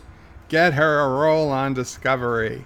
Well, maybe if they meet Captain Archer, Porthos, they need a new Porthos. And yes, little trivia fact, even though Porthos was referred to as a male dog, Porthos was in fact played by a female dog, because they did not want the audience to be offended by doggy genitalia. Yes, that is a true Star Trek history fact. Not even like true as in Bird o' Prey true history, but true as in actual. Anti-Tracker says, actually, Sassy does not hate men. She is protective of what she sees as her mate. No, oh God, Anti-Tracker. See, you crossed the line. This is why we can't have nice things. Thomas Potts says, what about a guy who identifies as a woman? Anti-Tracker. Sassy. Sassy makes that determination, but I would bet that she does not fall for any BS gender studies bullshit. Anti-Tracker says, hashtag Bird loves dog. Bird loves his dog, it would be fair. Anti-Tracker says, Bird, not that April Fool's Day thing specifically, but I was thinking of doing a fake real story series on various things from Star Trek and stuff. Well, Anti-Tracker, you are still free to do it on Star Trek and stuff. I mean, I've heard you do your real stories of Star Trek about Wayun number 6 and stuff, and yes, they all happen to be after I started doing my fake stories. I mean, real truths about things like the Big Apple, and about how the Big Apple was named because when the Dutch Indians and Native American Indians were being killed by giant 60-pound apples falling from massive apple trees the size of sequoia redwoods, and they would fall to the ground and they'd kill people, and it wasn't until the Dutch settled the island and they're like, well, this makes for good sailing ship wood, so they ended up cutting down all the trees, and those trees were native only to the island of Manhattan. And after they were all cut down, of course, the Big Apples were no more. They went extinct, but the name Big Apple remained for the city of New York, and that's how the city got the name the Big Apple. So that, I believe, was my first real history thing. And then you started doing it a few months later, and it was pretty cool. It still is. And you should totally keep doing it. There's plenty of real history out there that needs to be told.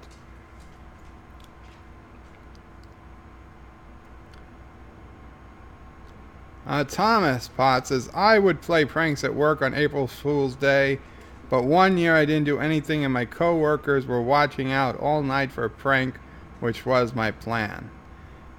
Think Geek used to sell this excellent little thing that would make a noise, a loud but brief noise at random intervals and random sounds, and you would place it somewhere like on top of their fluorescent light or somewhere it was battery powered, and it would last for days and days, and you would drive like your office workers crazy trying to find the source of the sound because it was just so brief you couldn't triangulate it.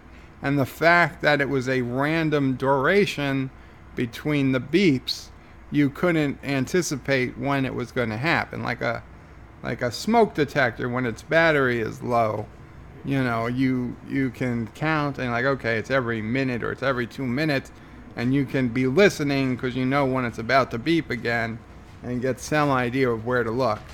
But this thing was just it was called the Annoyathon.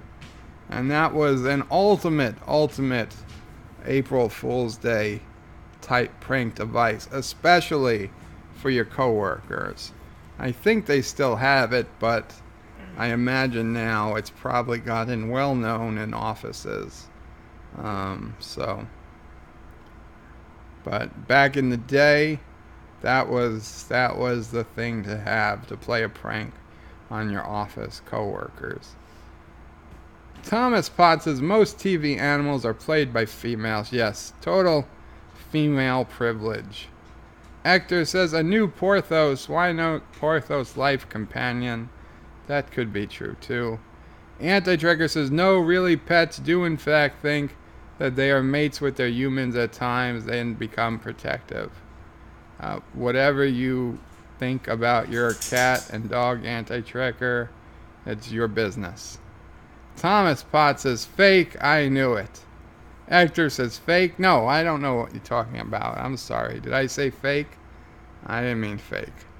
Anti-Tracker says, well, he admitted it's fake news. Bam, checkmate. Check-in, mate. Anti-Tracker says, speaking of mate, how is Sassy doing?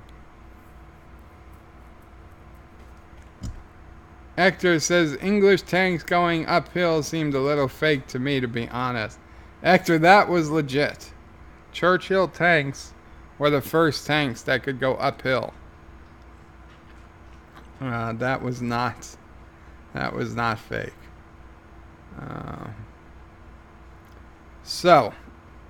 Okay. I know we spoke a lot about Twilight Zone. Different than Twilight. But just let me recap. Episode 1, The Comedian, I thought was just awful. I did not think there was anything even remotely Twilight Zone about the episode. I would literally rate it 1 out of 10 because it was not the show I wanted to see. It was not the show I had any intention to see, and no matter how good, and I will grant you, Anti-Tracker, that the quality of the show is good, the acting is good, and all this other stuff is good, and had it been called, the Jordan Peele Mystery Hour, and I was just judging it based off of that, and yeah, I might give it a decent rating, even though it was racist. And it was clearly a forced diversity, agenda-driven episode. An SJW couldn't have checked more boxes on their SJW scorecard than they could for that episode. But all that aside, yeah, it wasn't terrible, except it just wasn't the Twilight Zone. So judged based on the Twilight Zone, I'm sorry, 1 out of 10. Terror at 30,000 feet.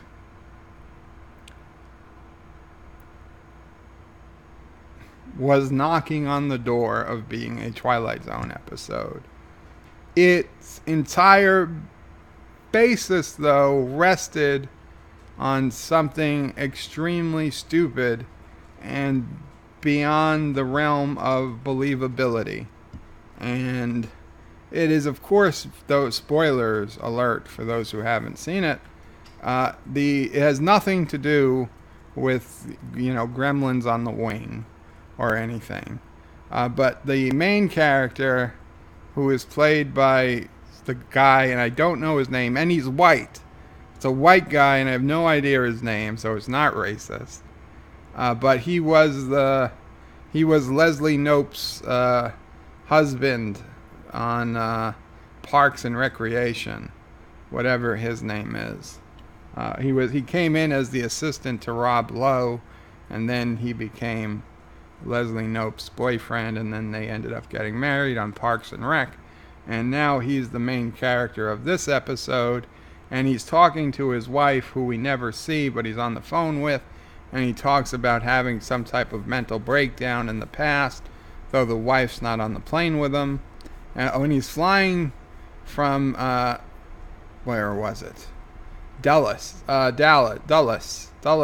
National, Washington, D.C., to Tel Aviv. He's flying to Israel. So it's a long, long flight. And it's flight 1015, Global Airlines flight 1015. And it's taking off at 10:15 p.m., pushed back from a 9:30 delay to 10:15 p.m. And he gets on the plane, and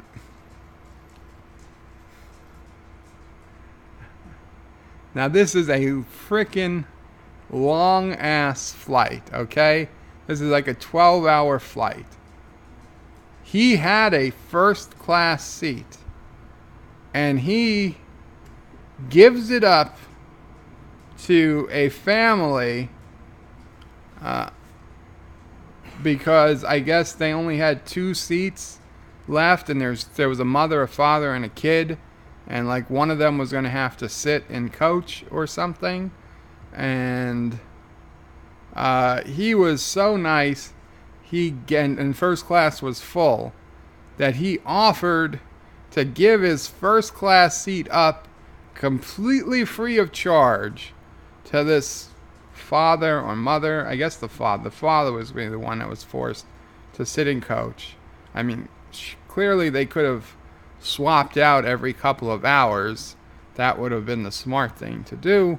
But no, they gladly took his seat. They did say thank you, but that was it. And he went and sat in coach. So from the get-go, I'm like, what? I'm like, I'm a nice guy, okay? I am. I'm a nice guy. I will do a lot of things for a lot of people. But I am not giving up a first-class seat on a 12-hour flight because one of 3 family members can't sit in first class because it's full. Okay? I'm sorry. Switch out. Okay? You take 2 hours, or 4 hours, and 4 hours, and 4 hours, and 4 hours. You guys figure it out. I'm not giving up my first-class seat in that case. There's just no way, no how that is happening. But he does. And that is not the least believable part of this episode. So he takes the coach seat. And I felt like there was something on my face. So he takes the coach seat. And he opens, the pocket It's in the seat in front of him. And there's an MP3 player in there. And it's actually a kind of old-looking MP3 player. And it's not an iPod. It's not an iPod, and it's not a Zune. Or it's just like some generic-looking MP3 player.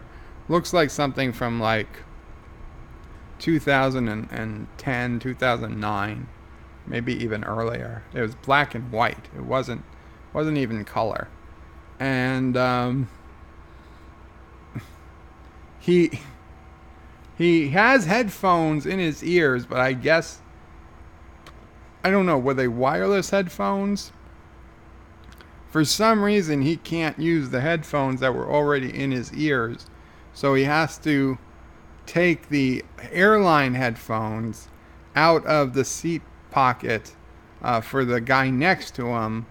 And he plugs it into this MP3 player. Which, granted, if he was such a nice guy, if he was such a nice and moral, upstanding guy, that he just saw this family who was going to feel bad because, oh, they can't all sit in first class together, and he's going to give up his seat so that the father can sit in first class with the rest of the family.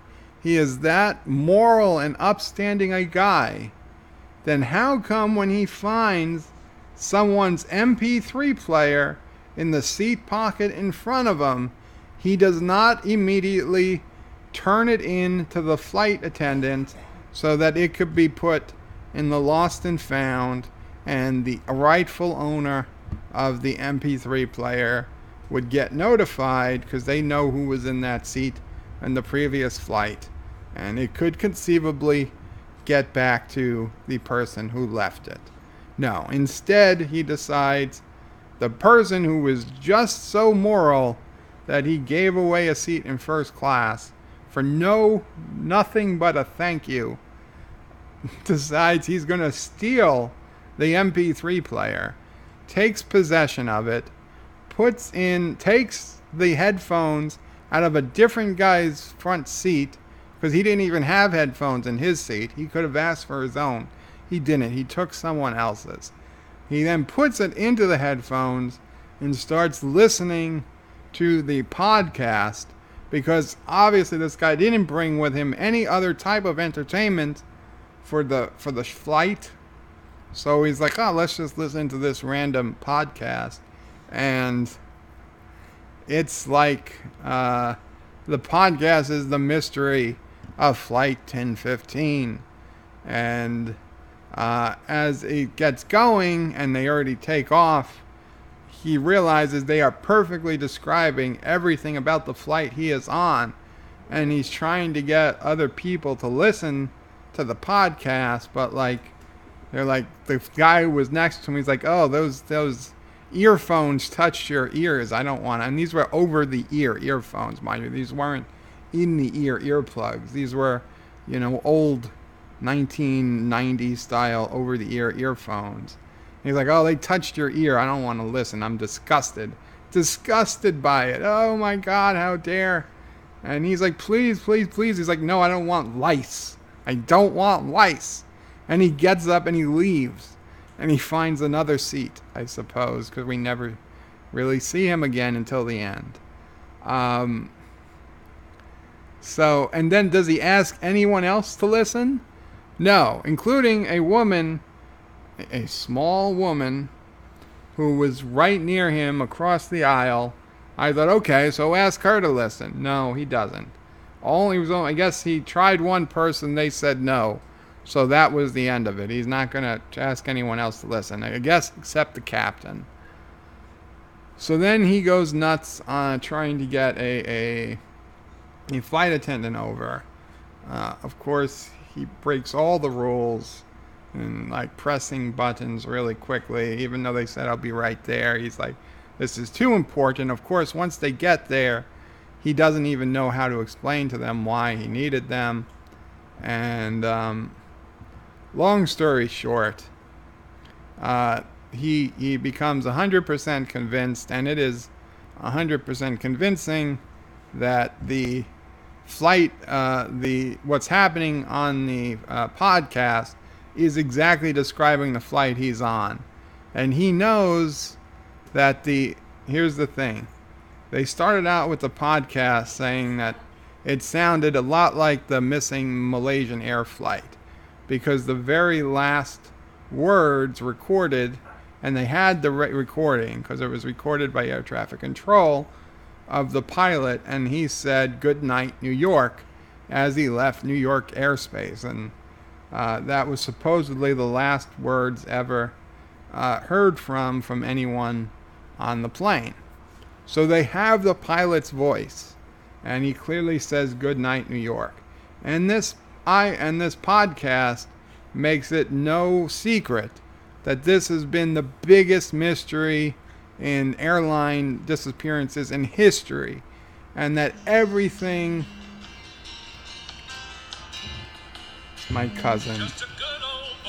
I will call you back if you are watching live. I will call you back. If you're not watching live, I will still call you back. So it's the most documented and biggest investigated missing plane in history, and they have a recording of the pilot. Obviously, they have recordings of the pilot the whole flight, but the very last line is "Good night, New York." Okay, so also towards the beginning of the episode, when he's walking through the airport, he does meet some guy. They both go for one magazine. Oh, it turns out the guy who had the mental breakdown, the main character, is an investigative journalist. And they both are going to pick out the same magazine that this guy wrote an article in, or was on the cover of, or something. And they both reach for the very same magazine at the same time. And the guy's like, "Oh, you take it." And he's like, No, you take it, you take it. And it's like, why are they saying you take it, you take it? There's 15 of the same magazine on the rack. It was not the last magazine on the rack. So he gives it to the other guy, and the other guy looks at it and says, "Hey, wait, isn't this you? You're so-and-so?" And he's like, yeah, it's me. And he asks him to sign it, and he does. And he's like, "Thanks, I'll be seeing you around." And of course, when the guy gets on the plane and takes his seat in coach, Sassy is now attacking my mom. Sassy, stop attacking. Okay, you're not going to get fed anymore if you bite my grandma's hands. Anyway, so yeah, he sees him in the plane, of course, when he takes his seat. So throughout this whole ordeal, the guy is going nuts, and nobody's believing him, and the podcast is telling him about all the suspicious people that were on the plane. So he starts investigating the suspicious people. There was some guy wanted by the Russian mafia. There was this other person, and then he swears that he knows that there's a flight marshal, an air marshal on board, even though the crew claims they don't know that there's an air marshal on board, but crews know when there's air marshals on board, so that's just a flat-out lie. They absolutely know when there's an air marshal on board and who it is, but they claim they didn't. So he claims he knows who the air marshal is, but he doesn't really know who the air marshal is. He just thinks he does. And all these things go on, and basically he causes an event on the plane that people start recording, and they upload that video recording to I guess to the internet while they're still in airspace that has, I guess they have satellite internet connection. So he's going live, and then he recognizes his own words on the podcast when they said, and because they said, "And the most interesting person on this plane that you will hear the most of and they say his name. And they say, and because here's the video of him that was uploaded when he caused some type of commotion on the plane. And now, I mean, literally, if there was any doubt, it is all gone, because it is literally his voice and what just happened to him on the recording that is now on the podcast that he was listening to the entire time. So now he's freaked out. He ends up getting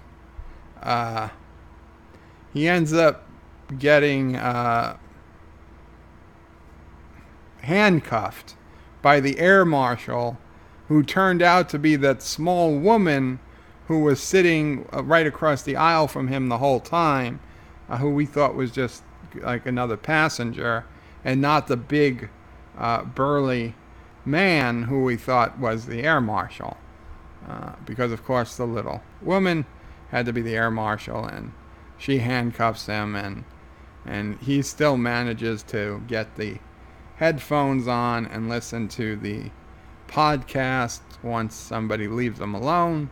And he's listening, and he's like, and then that other guy who came, who he had met in the airport beforehand, and he signed the magazine for, he says that he's actually a pilot. He's a disbarred pilot or something, but he knows how to fly the plane. And also the guy spoke to the captain, and he said, please, you're going to say goodnight, New York. Just don't say those words. Don't say goodnight, New York. And he's like, why? He's like, just, you can't say it. And the captain's like, whatever, this guy's crazy. And so the other guy, the other pilot now, who's like the weird guy, comes up to him. He's like, listen, I can get in, I can fly this plane, I can get us all to safety, but I don't know how to get into the cockpit. They change the access code every flight, and I don't know what the access code is. If you can get me the access code, I can get into the cockpit, and I can fly this plane. And also, this plane is equipped with a video camera inside the cockpit, so you can watch the pilot and the co-pilot fly the plane. Okay? It's something that will never in a million years be in any airplane, because no pilot or co-pilot is ever going to allow the passengers to watch them fly the plane. Okay? It's never going to happen. Not in a million years. But this airline, they had this camera, and it was on all the frickin' time in the passenger cabin. So they could see what was going on in the cockpit. And the guy realizes, oh, the access code for the cockpit is 1015, same as the flight number, same as the time they took off. And it was also October 15th, the date they took off. So it was 10:15. So the guy, the other pilot says, okay, I got it. He's like, what I'm going to do is I'm going to go in there, I'm going to shut off the oxygen, and I'm going to raise the air temperature so everybody's going to pass out and go to sleep. He's like, but what about the oxygen mask? He's like, I'll shut them off. I can do that. And he gives the guy, the crazy guy, the so-called crazy guy, a portable bottle of oxygen with its own face mask, so that he could come join him in the cockpit after everybody else passes out. And of course the guy goes up to the cockpit, puts in the code, and like drop kicks and punches and beats to hell the crew that's in there. Nobody goes up trying to save them or stop them from doing it, even though everybody can see in real time this is happening. Nobody even attempts to stop it. And so he incapacitates the actual pilots. He takes control of the plane, And of course, if you hadn't realized it by now, he's the crazy guy, and he's going to purposely do something bad to the plane. And he says in his voice, "Good night, New York." And that is what is recorded. So, you're supposed to tell me that we are supposed to believe that the most highly investigated air crash, air disappearance in history, nobody noticed that the pilot's voice that said "Good night, New York" was not the same voice as the pilot who had been the pilot for the first hour of the flight? Bullshit. Bullshit. They would have noticed immediately the voices didn't match.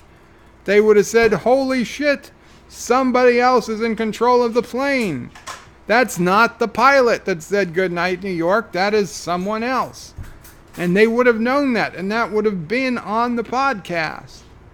They would have said that someone else who was not the pilot was in command when they said "Good night, New York," and was never heard from again. And if they had said that, it would have changed the entire frickin' story.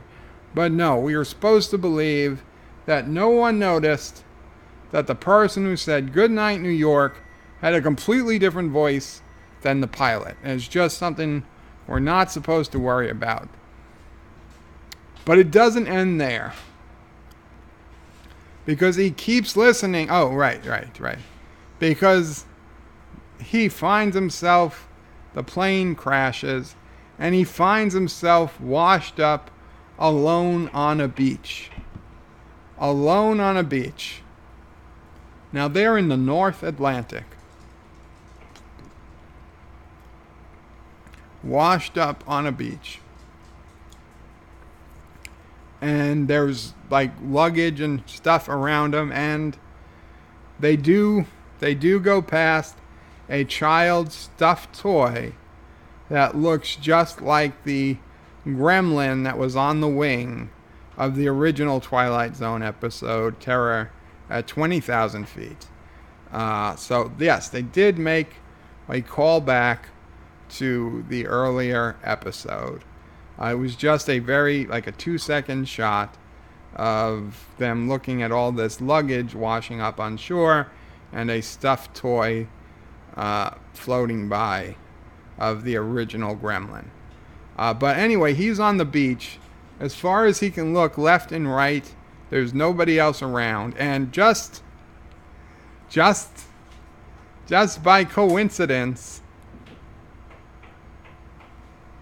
like 3.5 feet away from him, is the perfectly working MP3 player. Somehow, I guess, didn't get wet while washing up on shore.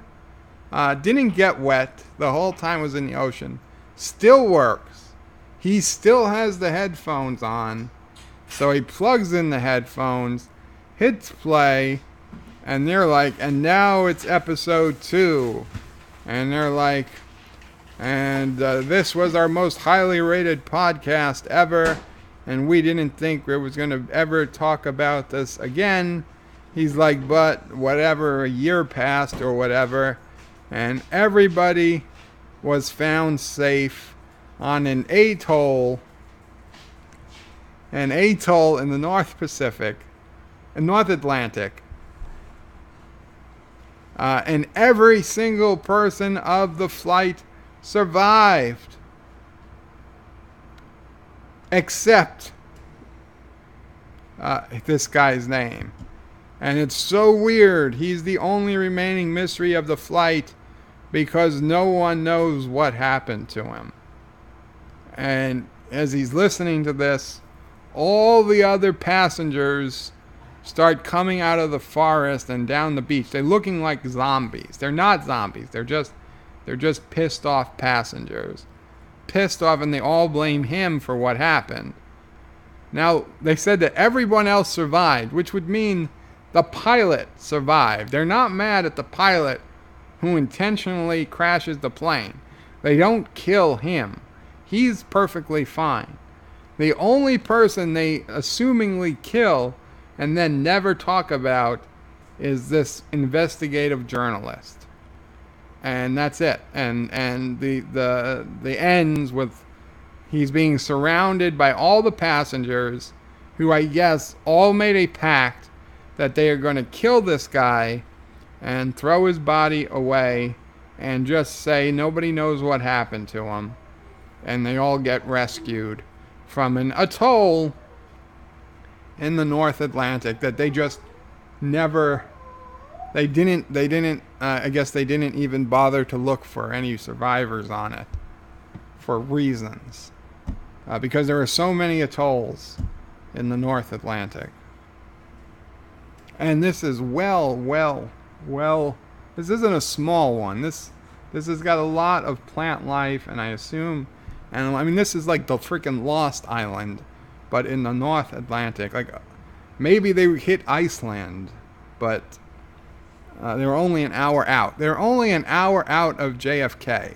So I'm going to tell you, there's no islands. There are no islands an hour out of JFK that you wouldn't search on any type of search. So this was just a badly written episode. But you know what? At least it kind of was like Twilight Zone. Although it also had way too much cursing and F-bombs to be a Twilight Zone episode. So while I give this double the score of the first episode, because it's reaching, it's not in the ballpark, but it's in the neighborhood of the ballpark of being a Twilight Zone episode, I only can give it a 2 out of 10. God honest truth. This was also terrible. Less terrible than the first by all measures. Less terrible than the first, but still terrible.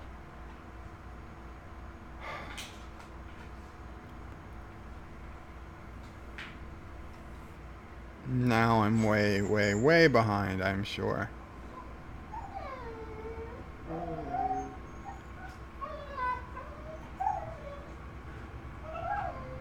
Thomas Potts says, in case you don't know, Birdo Prey, we don't stay on topic well. Thomas says, one of my options to autocomplete on my iPad now is Birdo Prey.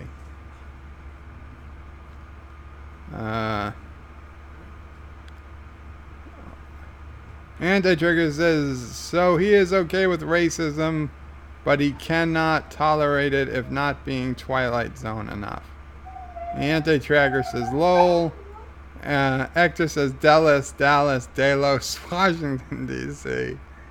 Anti-Trigger says, well, I'm a nice guy, and I would do a lot of things for a lot of people, but not give up my first class seat.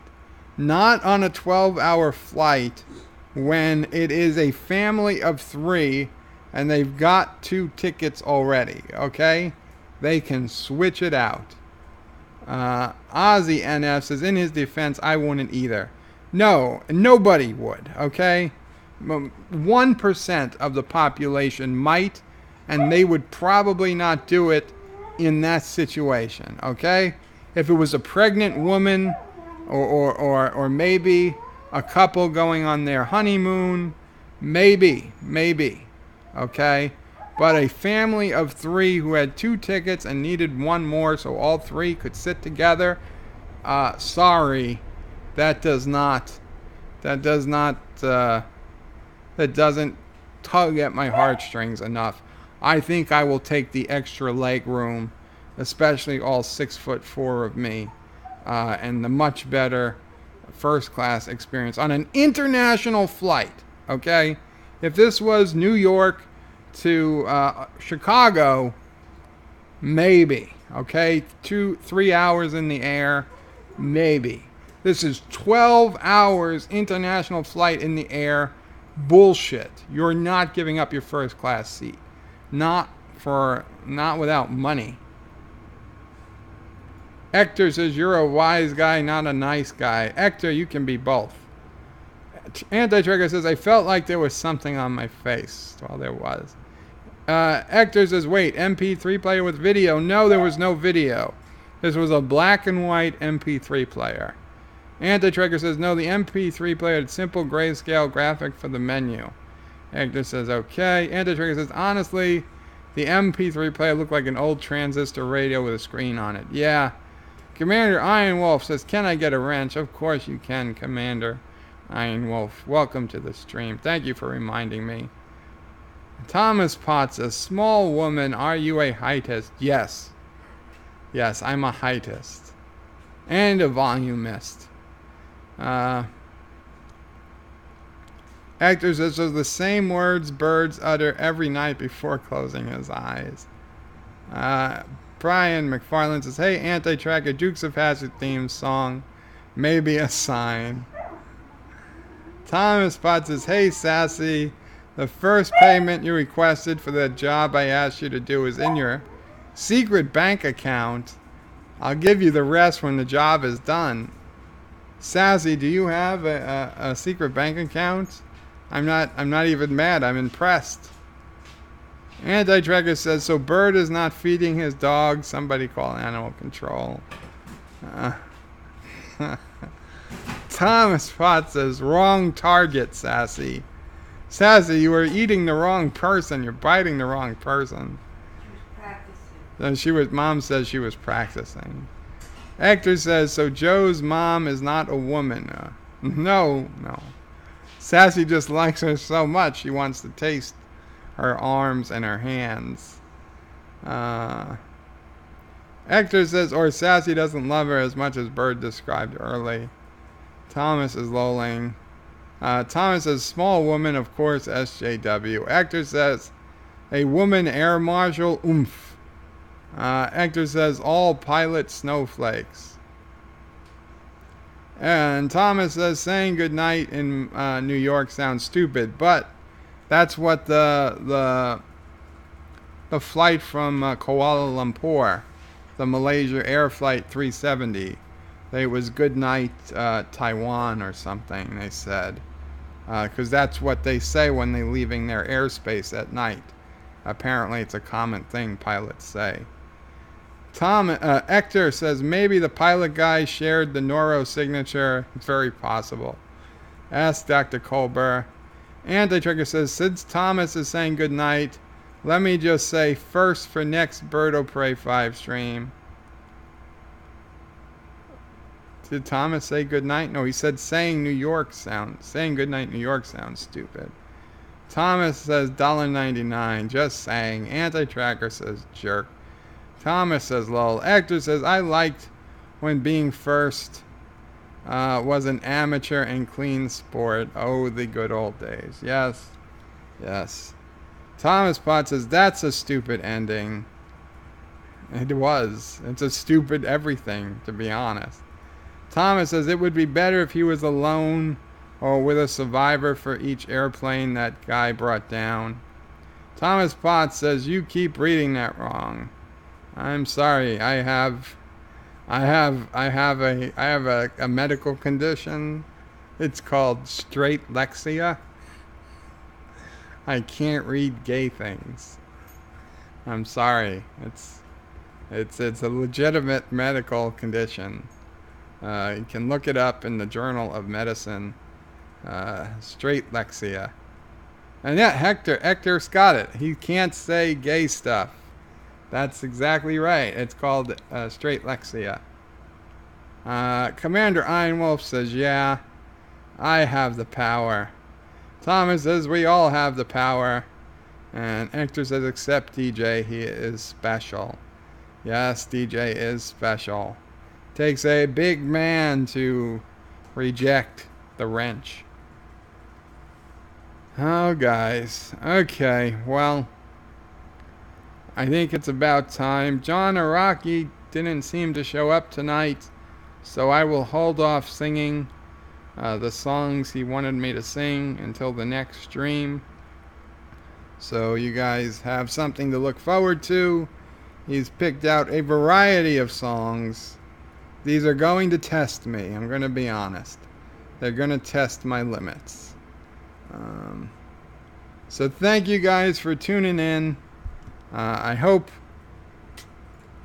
you understand that I'm not being racist. I'm just being honest. And I'm sorry about my straight lexia. Thomas Potts says, so do we need our earplugs? Well, probably next stream you will. But you're out of the woods for today. I'm going to call it a night. Thank you guys for coming by. And I guess your outer limits. How am I special? DJ Odyssey, welcome DJ. You're special because you've given up the wrench. Everyone else wanted the wrench and you're the one person without the wrench. Yes, DJ, you are late, but you can, I don't think it's been 2 hours, so you can probably listen to it from the beginning if you want. Hector says, good stream, Joe. Bye all. Yes, thank you. You guys, please remember to like, subscribe, comment, and tell people about it. Don't believe anything they say, DJ. I'm not a racist. Not a racist. I'm a lot of things. And like I confused Monty Python and Benny Hill yesterday, today I confused India and Pakistan.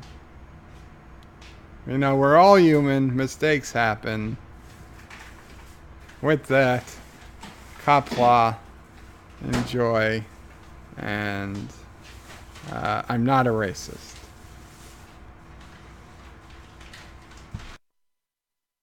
Thank you all for watching my video. Please remember to comment, like, and subscribe. And don't forget to hit that bell icon. Without it, you won't get notifications of new videos. If you want to visit me, check out my forum at juot.net. I'm also on social media, on Facebook, Twitter, and Gab. And if you're really crazy, you can send me some money on PayPal. Take care.